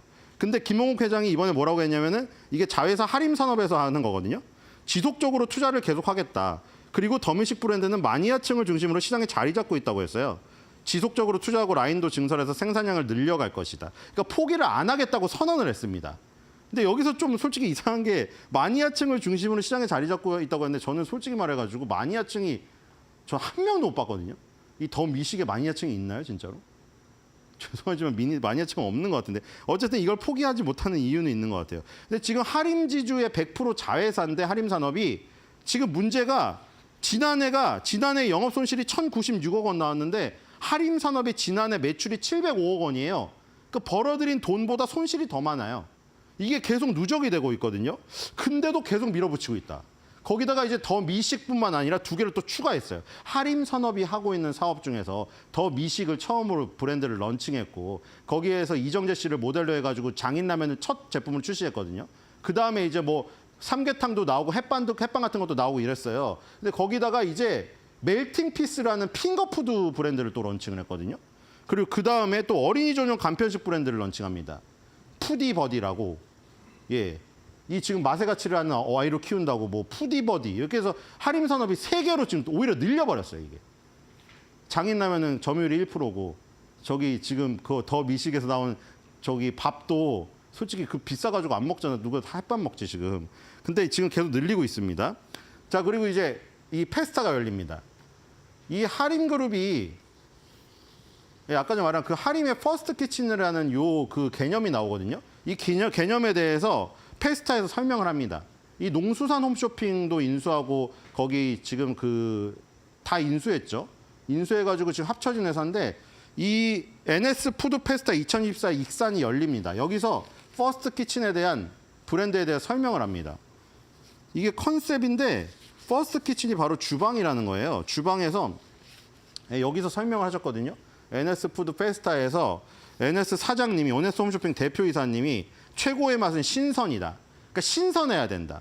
그래서 퍼스트 키친에다가 뭐를 만들었냐면 FBH를 만들었어요. 풀필먼트 바이 하림. 이 쿠팡 같은 데서 많이 들어보셨죠? 풀필먼트. 그러니까 여기다 물류를 넣은 거예요. 이 키친 주방 옆에 바로 물류를 갖다 붙인 거예요. 그러니까 이게 뭐냐면은 그러니까 흑백요리사, 예를 들어서 흑백요리사 같이 넷플릭스 무슨 여기 공간에서 음식을 만들면은 그거를 바로 라이더가 옆에 있다가 그걸 갖고 가는 거예요. 이런 안선재 셰프가 모수에서 유행하는 모수의 시그니처 도토리 칼국수를 말았어요. 그럼 거기서 라이더가 옆에 있다가 도토리 칼국수 싸가지고 바로 집 배달해 준다 이거예요 지금.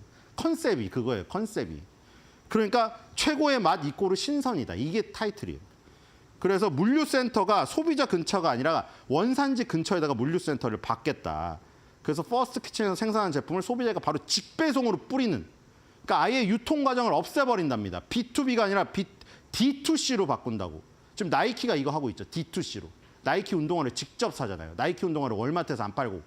지금 이런 방법이에요. 지금 하림의 제품을 이마트에서 안 팔고 하림의 제품을 바로 소비자 집으로 쏴준다는 거예요. 지금. 그 개념이 퍼스트 키친이고 퍼스트 키친 안에 풀필먼트 바이 하림이 위치하고 있기 때문에 그 알고리즘이 작동할 수가 있다.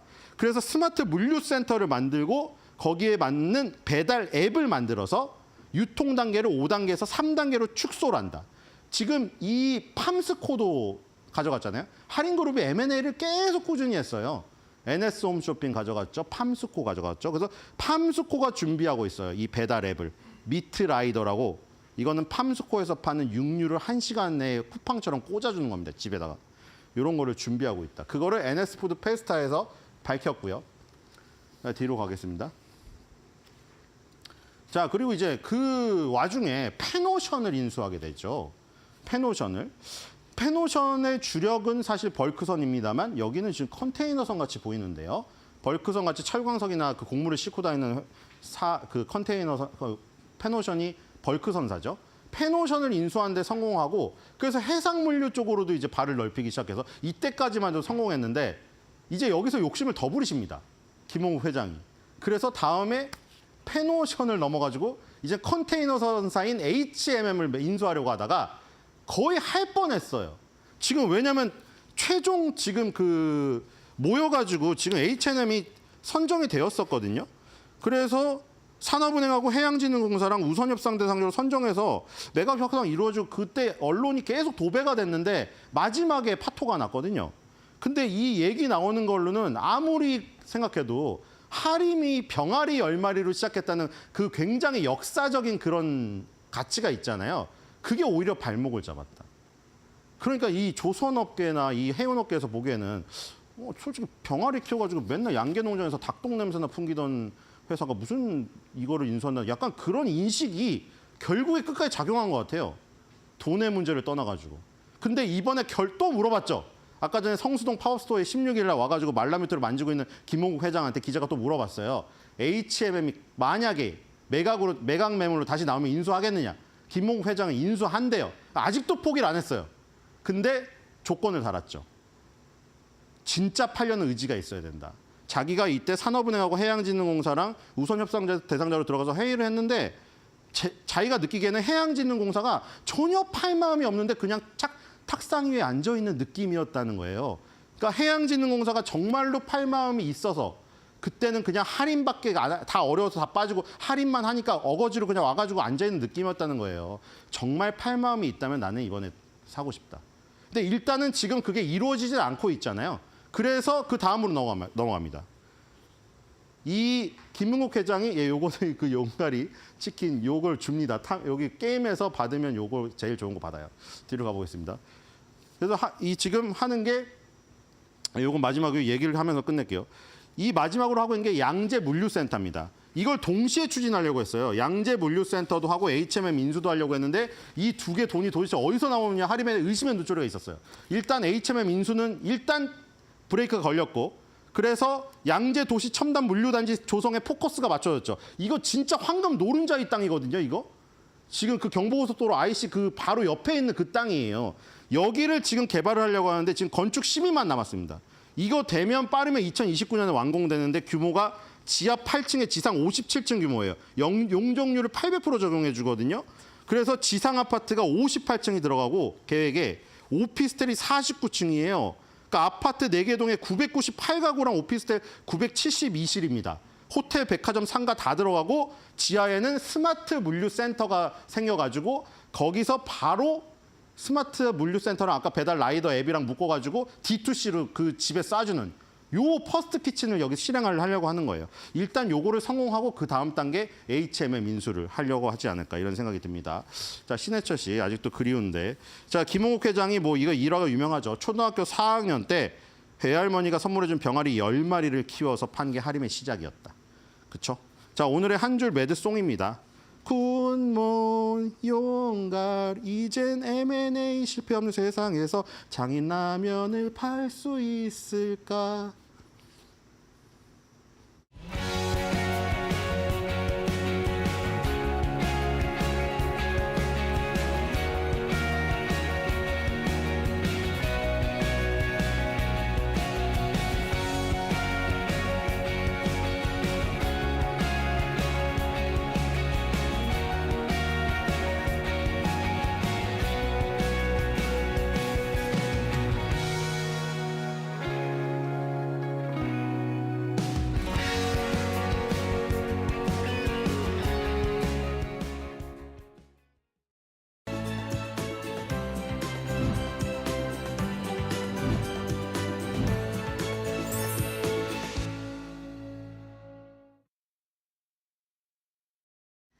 네, 오만한 인터뷰 시작을 하겠습니다. 최근 금감원은요, 이 신한투자증권을 전격적으로 조사를 했습니다. 이 신한투자증권이 ETF 선물 매매 과정에서 1,300억 원 정도의 손실을 낸 것으로 파악이 됐는데 은폐된 대규모 손실 사태가 더 있을지 주목을 하고 있습니다. 오늘은 이 배경과 여러 가지 분석에 대해서 박순혁 작가와 함께 알아보도록 하겠습니다. 작가님 어서 오세요. 네, 안녕하십니까. 네, 저희 항상 유튜브에서 뵙다가 이렇게 TV 생방송에서 처음 뵙습니다. 잘 부탁드립니다. 예, 잘 부탁드리겠습니다. 네, 신한투자증권이 LP 업무를 하는 과정에서 1,300억 원의 손실을 본 게 문제의 발단이 됐군요. 예. 먼저 이제 그 기사 한번 띄워주시면 이제 김병환 금융위원장께서 이제 신한투자증권 대규모 손실 검사 조사를 이제 철저히 하라라고 이제 당부를 하셨고요. 관련해서 지금 금감원부터 해서 이제 대대적으로 지금 조사가 이루어지고 있는 이제 그런 사항으로 지금 기사가 나오고 있고요. 다음 장 한번 넘겨주시면. 네. 요게 이제 기사가 뉴시스 우연수 기자님 기사인데 이제 여기에 내용들이 자세히 잘 나와 있어서 제가 요 기사를 좀 인용해서 좀 설명을 드리겠습니다. 일단 이제 ETF에 이제 LP 계약을 할 때 요 LP라고 하는 게 이제 유동성 공급 역할만 사실 이제 해야지 이게 적극적으로 운영 수익을 추구하는 것 자체가 불법이에요. 그러니까 뒤에도 한번 수익이 안 나는 부서이잖아요. 수익이 사실. 안 나야 정상이죠. 예, 그러니까 예. 이제 수익이 안 나야 정상인데 지금 이제 손실이 1,300억이 나서 지금 이제 문제가 생긴 거잖아요. 1,300억 손실이 난 게 문제가 아니고 이 부서에서 수익 추구 행위를 했다는 게 사실 문제입니다. 이제 그거 뒤에 좀 말씀드릴 거고. 네. 그래서 지금 이제 금감원이나 금융위에서 이 증권사들이 이제 LPG를 이용해서 시장 교란 또는 불법 편법적 매매를 하고 있는 거 아니냐 하는 이제 의혹을 계속해서 개인 투자자들이 많이 이제 제기를 했었고 그 중심에 있었던 사람이 또 저 아닙니까? 제가 얘기한 거잖아요. 네. 네, 잘 짚어주셨어요. 이거 굉장히 중요한 사태더라고요. 예. 다음 한번 보시면 예. 다음 장 보시면 물타기용 선물 매매를 하면서 이제 손실이 1,300억까지 커진 거고 그 과정에서 손실을 숨기기 위해서 허위 스왑 거래가 등록된 사실도 발견됐다는 거고 총체적 난국이라는 얘기고요. 이 관련해서 이제 A증권사 대표가 굉장히 이례적인 일이다. 유동성 공급 부서는 일반적으로 수익이 나지 않는 부서며 손익이 나도 아주 한정적으로 난다라고 말했고요. 그러니까 원래 이게 이제 중립적인 포지션이고 그냥 이제 단순하게 이제 그 매수효과, 매도효과 공백만 채우는 역할에 이제 그치기 때문에 그 과정에서 수익이 발생할 수도 있지만 그거는 되게 적은 금액이야지 이제 정상적인 거거든요. 이 대표님께서 말씀하셨듯이 딱 숫자를 보면 나오는 일을 잡아내지 못했다는 거는 내부 통계상 엄청난 구멍이 있는 거 아닌가 싶다고 이제 부연을 하셨는데 이게 보고가 됐을 겁니다. 이익 났을 때도 분명히. 그러니까 이제 이게 지금 신한증권 대표이사의 문제라고 저는 이게 이제 볼 수밖에 없는 게 이미 알고 있었다. 그렇습니다. 있을 수밖에 이익이 없다. 나면 안 되는 부서가 이익이 난 거를 계속해서 보고를 했는데 그거를 이제 눈 감고 넘어갔었다는 얘기거든요. 그러다가 지금 손실이 발생하니까 지금 문제가 불거진 건데 손실이 지금 발생한 게 문제가 아니고 그 이전에 이익이 계속 나고 있었던 게 사실은 문제입니다. 그걸 관련해서 전혀 이제 체크를 하지 않은 것 같고요. 비증권사 관계자가 내부 통제 체크리스트 등을 통해 손실이 빨리 보고되지 않은 것 같다. 내부 통제 시스템이 제대로 작동하지 않은 것으로 보인다고 말했고 네. 다음 장 한번 보여주시면 금감원이 유동성 공급자의 목적의 거래에 대해서도 들여다볼지도 관전 포인트다. 이게 핵심이에요. 그러니까 유동성 공급자가 그 목적에서 벗어나는 행위를 하는 거는 시장을 교란하는 행위입니다. 이게 이제 심판이 마치 그 경기장에 뛰어들어와서 공을 차는 거하고 마찬가지 일이 지금 발생한 거기 때문에 예. 단순하게 손실 1,300억이 문제가 아니고 심판이 경기장에 공을 찼다는 사실이 사실 더 중요한 겁니다. 예.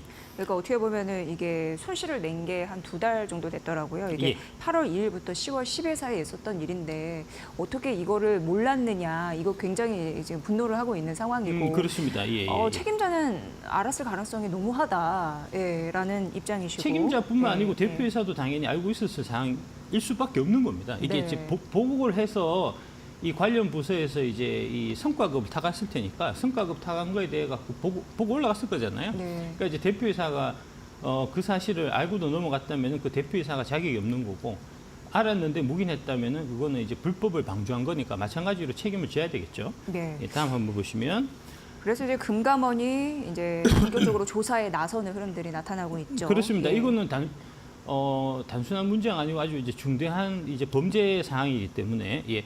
여기 보시면은 이제 요 관련해서 이제 강승희 테이블앱 대표께서 연합뉴스 경제 TV에 나와서 이제 ETF LP의 역할, 유동성 공급자 역할에 대해서 총 6가지를 말씀하고 계세요. 유동성 공급, 그다음에 두 번째로 가격 안정화, 세 번째로 시장 균형 유지, 네 번째로 투자자 보호, 다섯 번째로 ETF 주식 생성 및 상환, 여섯 번째로 규제 준수 이렇게 돼 있거든요. 그러니까 LP가 수익을 추구하는 거는 이 역할이 전혀 없는 겁니다. 그렇죠. 예. 역할이 없는 거를 한 거기 때문에 목적에서 벗어난 수익 추구는 명백한 불법 행위입니다. 이거 관련해서 지금 금감원에서 이 LP가 이제 수익을 추구하는 것 자체가 불법이라고 볼 수는 없다는 식으로 얘기하는데 그 금감원 직원은 이제 색출해서 제재를 가야 됩니다. 그거는 불법적인 얘기를 지금 눈 감아 주겠다고 얘기하는 거나 마찬가지예요. LP는 수익 추구 자체가 불법이에요. 심판이라니까요. 심판이 골 넣으면 불법이잖아요. 아니 뭐 그거는 뭐 얘기해야 됩니까? 네. 이 문제가 사실은 상당히 좀 심각한 게 다음 장 이 역사를 좀 보시면 작년 11월 5일 날 이제 어떤 일이 있었냐면은 대통령께서 공매도를 전면 금지했습니다. 이제 11월 5일 날 내년 6월까지 공매도를 전면 금지하겠다. 시장 안정 저해 우려된다 해서 이 관련해서 이제 불법 무차익 공매도가 이제 해외 IB 등을 통해 갖고 자행되고 있는 부분들이 이제 그 이전에 이미 발각이 됐었고요. 네. 그래서 그 관련해서 이제 정부에서 이런 식으로 이제 기울어진 운장을 만들어서 개인 투자자들이 이제 돈을 이제 약탈당하는 이런 행위를 이제 금지해야 되겠다라고 말씀하셨고 그래서 이제 그 시스템을 정비할 때까지 일단 공매도는 전면 금지한다는 발표를 11월 5일 날 했고요. 다음 장 보시면 그래서 그 다음 날 어떤 일이 있었냐면 11월 6일부터 이게 적용이 됐거든요. 적용된 첫날에 외국인들이 묻지마 쇼커버링이 일어나서 2차 전지, 바이오, 호텔주가 급등하는 현상이 일어났습니다. 네. 이날 외국인들이 이제 이 공매도를 쳤던 외국인들이 이제 이 코스피, 코스닥 선물에 7,106억, 4,702억, 8,858억 순매수가 들어왔고 그러면서 당일 에코프로비엠 이제 그 공매도 관련 잔량이 많았던 두 종목은 상한가를 갔고요. 그 다음에 이제 LG엔솔, SK이노베이션, 금양 등등의 주가들이 다 같이 많이 올랐단 말입니다.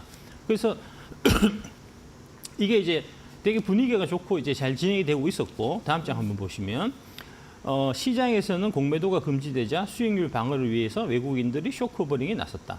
교보증권 강민석 연구원은 쇼커버링이 발생하면 주가가 상승하는데 나중에 쇼커버에 나설수록 포지션이 불리해진다. 공매도 금지가 시행된 당일 쇼커버를 하는 것이 수익률 측면에서 유리하기 때문에 외국인들이 2차 전지를 대규모로 사들인 것이라고 설명했다. 이런 식으로 해서 이제 이 공매도 쳤던 애들이 무리하게 쳤던 포지션들이 심각하게 좀 피해를 보는 공매도가 피해를 보고 일반 개인 투자자들이 이득을 보는 이런 구조로 갔단 말입니다. 이 당일날 코스피가 5.66% 올랐고요. 네. 코스닥은 이날 7.34% 올랐어요. 그랬는데 그 이후에 이게 다시 떨어졌습니다. 다시 이제 떨어졌는데 다음 장 보시면 그리고 이제 한 달 정도 지나서 공매도 금지 한 달 지나서 보니까 에코프로비엠의 공매도 잔고가 오히려 늘어났다는 겁니다. 예, 오히려 공매도가 늘어났죠. 금지했어요. 한 달 네, 전에. 네. 그 한 달 동안에 첫날은 이제 공매도 환매수가 이렇게 많이 들어와서 주가가 많이 올랐는데 한 달이 지나고 보니까 오히려 공매도 잔량은 더 늘어났고 그러면서 관련된 주식들은 주가들은 다 떨어졌단 말입니다. 이게 있을 수 있는 일인가요? 공매도 금지했다며요. 공매도 금지했는데 왜 공매도 잔량이 늘어나죠? 그러니까요. 어디 이때- 시장 교란에도 그렇습니다. 예. 빌미를 그렇습니다. 이때에 문제가 나왔었던 게 공매도는 금지되어 있었지만 예외가 있었는데 그게 이제 MM하고 LP. MM은 이제 그 이전에 이제 중단이 됐고 LP는 이제 활발하게 그러니까 ETF LP가 활발하게 공매도를 쳐서 걔들이 주가를 많이 떨어뜨리는 거 아니냐 하는 이제 그때부터 지적이 있었는데 그런 문제 제기를 제가 많이 했었고 근데 이제 그게 지금 나타난 거잖아요. 지금 네. 드러난 거잖아요. 신한투자증권이 실제로 ETF LP를 하면서 적극적으로 이제 이 뭐랄까 수익 추구 행위를 했고 그 결과 주가가 떨어진 거잖아요. 이때는 떨어져서 이익이 많이 나서 신한투자증권 그 담당자들이 이제 이 성과급을 많이 챙겨갖고 지금은 1,300억 손실이 나는 바람에 보고하지 않을 수 없는 상황이 돼서 범죄가 더 드러난 거죠. 그러니까 이때도 범죄 행위는 있었고 최근에도 범죄 행위가 있었는데 이때 당시에 범죄 행위는 이익이 났기 때문에 드러나지 않았던 거에 불과하고 지금은 이제 손실이 발생해서 드러난 거가 아니냐라고 볼 수밖에 없는 좀 그런 상황이라는 거죠. 네. 다음 장 한번 보시면 그래서 제가 이제 이 문제를 계속해서 이제 제기를 했습니다. 그러니까 LP가 지금 공매도가 돼서 이런 식으로 하는 거는 지금 시세를 교란하고 이제 시장을 조작하는 거하고 마찬가지니까 LP의 공매도도 금지해라. 그다음에 LP가 이 원래 본연의 업무에서 벗어나서 이제 관련해 갖고 이 시세에 영향을 미치고 적극적으로 수익을 추구하고 이런 행위들은 다 불법이니까 이거를 금감원에서 이제 그 관리 감독 해줘야 될 거 아니냐 하고 제가 말씀을 쭉 많이 드렸는데 작년 12월 달에 그랬더니 12월 28일 날 황선호 금융투자부문 부원장보가 ETF LP 공매도 현황 및 공매도 관련 시장 루머 점검 결과 기자회견 질의응답하면서 점검 결과 LP가 목적 범위에 공매도를 하는 것은 없었다라고 얘기했단 말입니다. 근데 지금 뭐죠? 신한투자증권의 LP가 목적 범위를 벗어나는 행위가 있었고 그 지금 결과 밝혀진 거죠. 밝혀진 네. 거잖아요. 그죠? 그럼 황선우 이때 부원장보가 얘기했던 거는 이건 뭡니까? 제대로 조사를 하신 건가요? 관련해서 이게 이제 이때 어떤 말씀하셨냐면은 정부의 역할이라든가 이제 시장 참여자들이 신뢰를 갖는 것이 무엇보다 중요하다. 저희가 공매도 금지를 했는데 여기저기서 이제 이런 좀 뭐랄까 불법적인 일이 일어나고 있다라고 이제 누가 자꾸 떠벌린다는 건데 제가 떠벌렸다는 거죠. 제가 주로 얘기했으니까. 예, 그렇게 작년부터 줄곧 예. 경제적 진실을 파헤치고 있습니다. 조사 점검을 하게 됐는데 해보니까 이게 찻잔 속 태풍처럼 루머가 없어진다면 관심 둘 필요가 없겠지만 개인 투자자 중심으로 사실인 양 전파되다 보니 자본시장의 신뢰를 훼손하는 정도로 가는 것이 아닌가 하는 생각까지 들어서 조사에 나서게 됐다. 그런데 문제가 없었다고 얘기했고 앞으로도 자본시장 신뢰를 훼손하는 부분에 대해서는 엄정하게 대처하려고 한다. 그러니까 이제 이런 문제 제기하는 사람이 루머를 퍼뜨려 갖고 시장의 신뢰를 상실케 하니 그 사람을 단속하겠다는 얘기잖아요. 그래서 작년 12월 20일 날 저희 집에 압수수색이 나왔던 거고 압수수색 나와서 그때 이제 출국 금지를 걸어 놓은 게 지금 1년이 다 돼가는데 아직도 저는 출국 금지 상태예요. 안 풀어주더라고. 아직도 안 풀렸습니까? 예. 풀지는 않고 한번 조사하라고 부른 적이 없어요. 금감원에서. 이런 식으로 법 집행해도 되는지 진짜 좀 그렇고요. 다음 장 한번 보시면 그래서 이제 진짜 야 너무하네라고 생각했는데 그리고 해가 바뀌어갖고 3월 13일 날 이복현 원장께서 이제 이 국민과 함께하는 계속해서 이제 개인 투자자들이 이거 좀 너무 이상하다 하는 이제 문제 제기를 계속하니까 저를 포함해서 이제 한투현 정의정 대표님하고 이제 개인 투자자와 함께하는 열린 토론이라는 자리를 만들어서 이 문제를 다시 한번 얘기하게 하셨어요. 그래서 이제 제가 거기서 얘기했죠. 당연히 시장 조성자와 LP가 불법 공매도를 했을 거란 생각은 안 돼. 여기서 불법 공매도 무차익 불법 공매도를 얘기한 거고요. 운용사와 결탁해서 LP가 공매도 거래를 할 때 가격을 교란하는 행위가 불법성이 있고 부당하다. 그 부분을 조사해야 한다고 제가 말했고 실제로 이때 이 뒤에 보면은 이제 실제로 그 조사를 하겠다라고 말씀하셨어요. 조사를 했는데 또 이제 뭐 조사해 보니까 아무런 문제가 없었다고 하는데 갑자기 지금 문제가 있는 게 생긴 겁니다. 드러난 겁니다. 그때 내부 통제 강화하겠다고 또 목소리 높여서 말했는데. 그렇습니다. 예. 이 제 얘기가 다 제가 갖고 있었던 품고 있었던 의심이 다 지금 드러나는 거잖아요. 맞았다는 거잖아요. 다음 장 한번 보시면 이때도 이제 그 황선우 부원장보가 LP 관련해서 현장 조사 결과 LP는 불법 행위 적발이 안 됐으나 구체적으로는 제가 계속해서 말씀하시는 부분이 있어서 그 부분은 조사하도록 하겠다. 불법 행위가 적발 안 됐지만 모니터링을 강화할 예정이다. 증권업계에서도 ETF, LP 공매도에 대한 내부 통제를 강화해달라라고 말씀하셨는데 지금 문제가 이렇게 큰 문제가 터진 겁니다. 예. 제대로 관리 감독하신 거 맞습니까? 아니 지금 증권사에서 예. 왜 이런 얘기가 나오는지 모르겠는데 한번 들어보세요. 예. 일부 증권사에서 예. ETF, LP는 부서 운영 방식에 차이가 있다라고 하면서 예. 왜 수익을 안 내고 내도 아주 극히 조금 내야 되는 게 맞는 건데 적극적인 수익 추구성 운영에는 문제가 없다라는 입장이다. 이게 기사에 실렸는데 이거 왜 그런 겁니까? 그 얘기하는 사람 잡아서 처벌해야 됩니다. 아, 예. 그런가요? 네. 그러면 그 LP의 LP라는 LP에 대해서 각종 주고 있는 특혜가 그런 이제 심판의 역할을 하기 때문에 특혜를 주는 거거든요. 근데 이제 실제로 플레이로 자기들이 적극적으로 참여한다는 거잖아요. 잘못된 겁니다. 그거는 원래 법 취지하고 전혀 맞지 않는 얘기예요. 그걸 스스로 자인한 그렇습니다. 격이네요. 그게. 그렇습니다. 예, 자기가 스스로 불법을 저지르고 있다라고 그거를 인터뷰한 자복하는 거네요. 거나 마찬가지입니다. 아, 예, 그런 예. 식으로 지금 기자들한테 얘기하는 사람들한테 잡아갖고 그거는 법의 처벌을 받게 해야 됩니다. 예. 그러니까 지속적으로 불법 공매도 혐의는 계속적으로 적발이 되고 있는 상황. 그렇습니다. 예. 예, 예. 그리고 이때 이제 황선우 부원장께서 이제 3월달에 계속해서 조사를 더 하겠다 말씀을 하시니까 조사를 더 하겠다라고 말씀하셨고 네. 그리고 다음 장 보시면은 이제 2차 토론회가 또 있었습니다. 6월 10일 날 이때는 저는 참석하지 않았는데 공매도 전산 시스템 내년 3월까지 만든다 하면서 이때에 이제 앞서 개인 투자자 단체 등이 제기한 상장지수 펀드 유동성 공급자들의 무차익 공매도 의혹에 대해서 이제 조사해 보겠다고 하셨잖아요. 황선우 금감원 부원장께서 3개월 동안 조사를 해보니까 추가 점검을 실시한 결과 LP의 목적 범위를 벗어난 공매도는 없는 것으로 확인됐다고 밝혔거든요. 그런데 지금 2달 지나서 드러난 거잖아요. 6월 달이니까 석 달 지나서 드러난 거잖아요. 그러니까 8월 달에 지금 문제가 터졌다는 거잖아요. 그죠? 그러니까 6월 달까지 금감원에서 계속해서 들여다볼 때는 아무런 문제가 없었는데 그런 일이 없다가 지금 갑자기 그 이후에 신한투자증권이 뭔가 이제 심경의 변화를 일으켜갖고 그 이후에 이제 목적에 벗어난 행위를 해서 그 결과 1,300억의 손실이 발생했다라는 얘기를 지금 금감원에서 하는 거 아닙니까? 네. 이거를 믿으라는 겁니까? 소 읽고 외양간 고치면 뭐합니까? 예. 또 이 말씀하셔야죠. 그렇습니다. 예, 그렇습니다. 예. 예. 다음 장 보시면 네.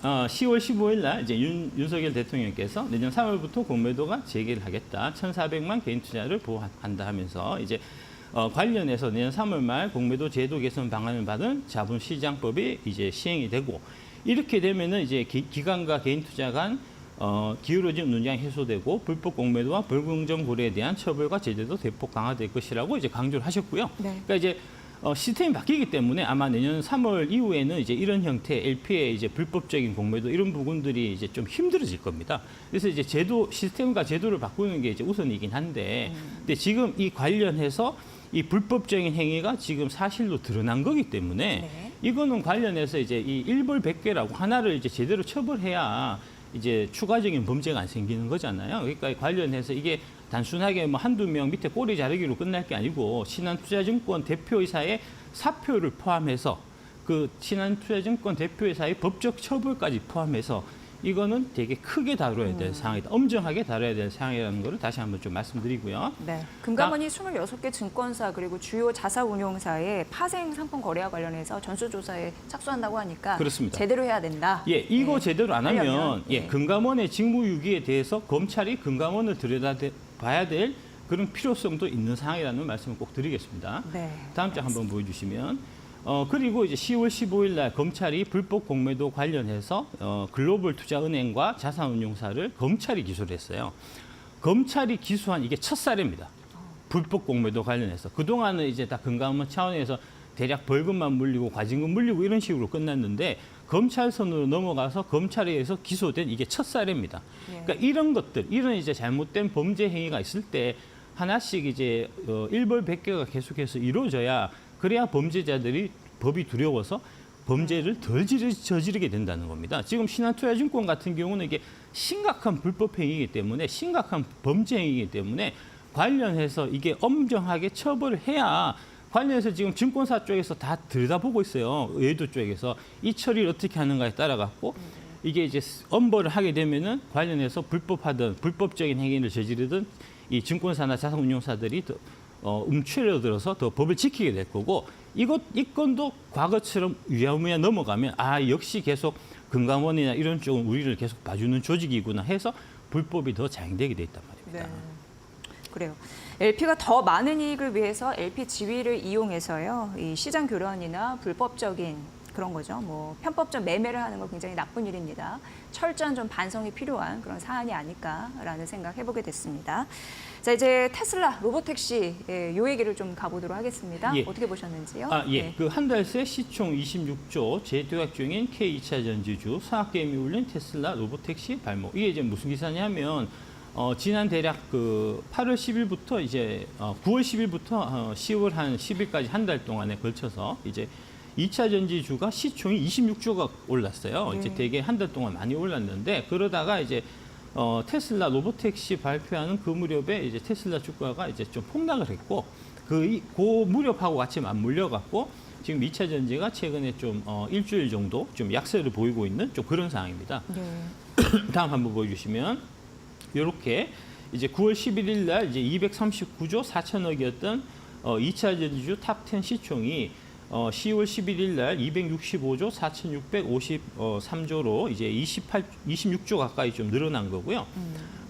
요게 잘 가다가 이제 이게 그 지금 부진을 겪고 있는 게 이제 테슬라 문제 이제 불거져서 이제 그런 건데 다음 장 한번 넘겨주시면 요 관련해 갖고 지금 이제 미국에서 어떤 얘기가 나오고 있냐면은 이제 머스크가 자랑한 로봇 옵티머스가 AI가 아닌 사람이 조종했다는 의혹이 나오고 있습니다. 그러니까 이제 원격 지원. 예. AI가 이제 실제로 작동해서 이제 뭐 거기 보면은 이제 로봇이 막 옵티머스 로봇이 막 서빙하고 막 이런 장면들이 있는데 알고 보니까 뒤에서 이제 리모컨으로 조종했다는 그런 의혹들이 제기되고 있고요. 예, 관련해서 모건 스탠리 애널리스트 애덤 조나스가 이제 행사 다음 날 고객 메모에 이 로봇들을 완전히 자율적으로 작동하는 것이 아니라 원격 작동에 의존했기 때문에 자유도와 민첩성을 보여주는데 그쳤다는 것이 우리의 이해라고 썼고 일렉트릭은 이 모든 것의 결론은 테슬라가 종종 그렇듯이 진실을 숨기고 있는 것처럼 보인다는 것이라고 지적했다. 그래서 제가 이런 말씀 많이 드렸죠. 일론 머스크 사기꾼이다 조심하라고. 예, 그렇고요. 그래서 이제 이러다 보니까 이게 이제 테슬라 주가가 로봇 택시 행사 다음 날인 11일에 8.8% 하락했고 이게 이제 아무래도 글로벌 ETF 이런 좀 영향들이 있어서 이제 2차 주가에 좀 영향을 미치는 것 같고요. 하지만 이제 전체적으로 큰 틀에서 보면은 이 요건은 이제 테슬라에만 좀 국한된 이제 사항이라고 봐야지 뭐 LG엔솔이 저렇게 이제 사기치고 돌아다니는 건 아니니까요. 네, 예, 그러니까 그렇게 좀 끼얹은 요소이긴 한데 회복의 실마리는 빨리 좀 찾았으면 좋겠고요. 그렇습니다. 예, 예. 그러니까 이제 펀더멘털적으로는 뭐 지금 2차전지 관련해서 이제 계속 좋은 뉴스가 나오고 있으니까 이제 뭐 단기적인 영향은 테슬라 때문에 있긴 하겠지만 좀 길게 봐서는 그냥 또 가던 길 가지 않겠나 싶고요. 다음 장 한번 보여주시면 좋은 거 나왔어요. LG엔솔, 그 포드와 얘기 말씀드리려고 합니다. 예. 먼저 이제 9월 24일 날 이제 박한나의 배터리원에서 캐즈미인데 배터리 소재는 수주 훈풍 이윤을 해서 그러니까 올해 캐즈미 얘기가 계속 있었지만 이제 캐즈미라고 하는 게 전년 대비해서 이제 감소하는 건 아니고 다만 성장률이 좀 둔화되는 이제 그런 상황이다. 그래서 계속해서 지금 수주가 발생한다는 얘기를 이제 요 기사에 있고요. 요 관련된 내용들이 계속해서 지금 나오고 있는 상태입니다. 다음 장 한번 보시면 일단 전기차가 미국에서 잘 팔리고 있다는 거고요. 최근에 지난 3분기 시장 점유율이 8.9% 기록해서 이제 작년 3분기 비해서 1.1% 늘었고 지금 1등이 테슬라고요. 테슬라가 3분기에 16만 7천 대 팔았고 2등이 제너럴 모터스가 60% 증가해서 3만 2천 대, 3등이 현대 자동차 그룹이 대략 한 3만 대 팔았고 그다음 포드 이런 형태로 지금 진행되고 있다. 잘 팔리고 있다는 얘기고요. 잘 팔리고 있으니까 이제 당연히 배터리가 필요하겠죠. 그래서 13조 LG엔솔에 이제 수주 잭팟이 터졌다. 포드와 초대형 계약인데 이게 이제 원래는 저 공장을 이제 그 터키, 튀르키예에 이제 처음에 포드하고 이제 SK가 같이 짓기로 했던 거고요. 근데 이제 SK온의 이제 좀 자금 사정 이런 것들 때문에 LG 쪽으로 넘어갔었고, 그다음에 LG가 튀르키예 지으려고 하다가 튀르키예의 이제 그 하이프 인플레이션 때문에 이제 여기서 좀 짓기는 어렵겠다 해서 좀 되던 게 결국은 LG 에너지 솔루션이 이제 여기 헝가리 공장인가 하여튼 이제 동유럽 쪽에 맞습니다. 예, 짓는 걸로 헝가리. 지금 얘기가 됐고 규모가 109기가와트시 이제 예상 수주액이 13조 이상 뭐 이런 식으로 이제 되게 큰 물량이 나왔다는 거고요. 더 중요한 거는 지금 보면은 이제 LG는 주로 GM 쪽하고 이제 이 좀 혈맹 관계고 포드는 이제 SK 쪽하고 좀 혈맹 관계였는데 지금 이제 포드가 LG 쪽으로 이제 같이 이제 거래하기로 된 뭐 그런 형태고, 마찬가지로 GM 입장에서 보면 LG가 이제 우리 그 앙숙인 이제 포드하고 거래를 하니 우리도 그러면 LG 말고 딴 데를 좀 찾아봐야 되겠다 해서 최근에 이제 삼성 SDI하고 같이 거래하고 있는 이제 합종 연행이 좀 이제 이루어지고 있는 상태고요. 다음 장 한번 보여주시면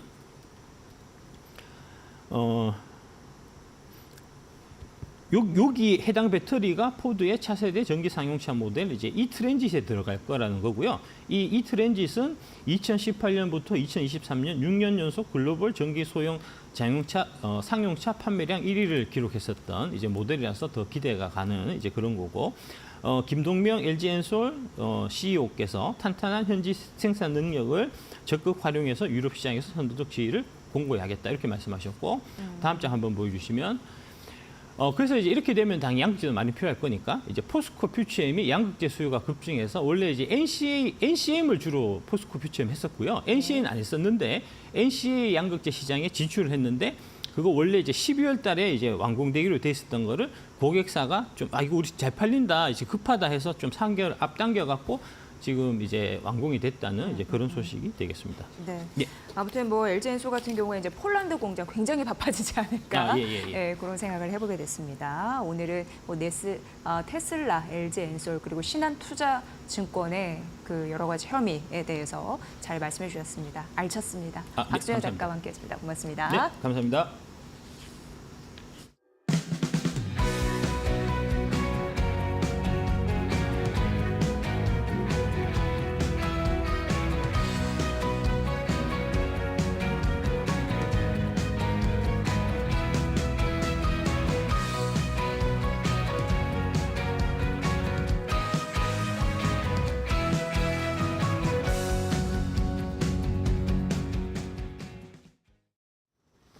자, 우리 시장은 여전히 글로벌 시장에 비해서 힘이 없습니다. 앞서서 박순혁 작가 이야기도 나눠봤지만 시장 내부에서도 노이즈들이 너무 많고 글로벌 시장에 대비해서도 우리 시장은 너무 퍼포먼스 안 좋은데 왜 우리 시장만 이렇게 왕따가 됐을까요?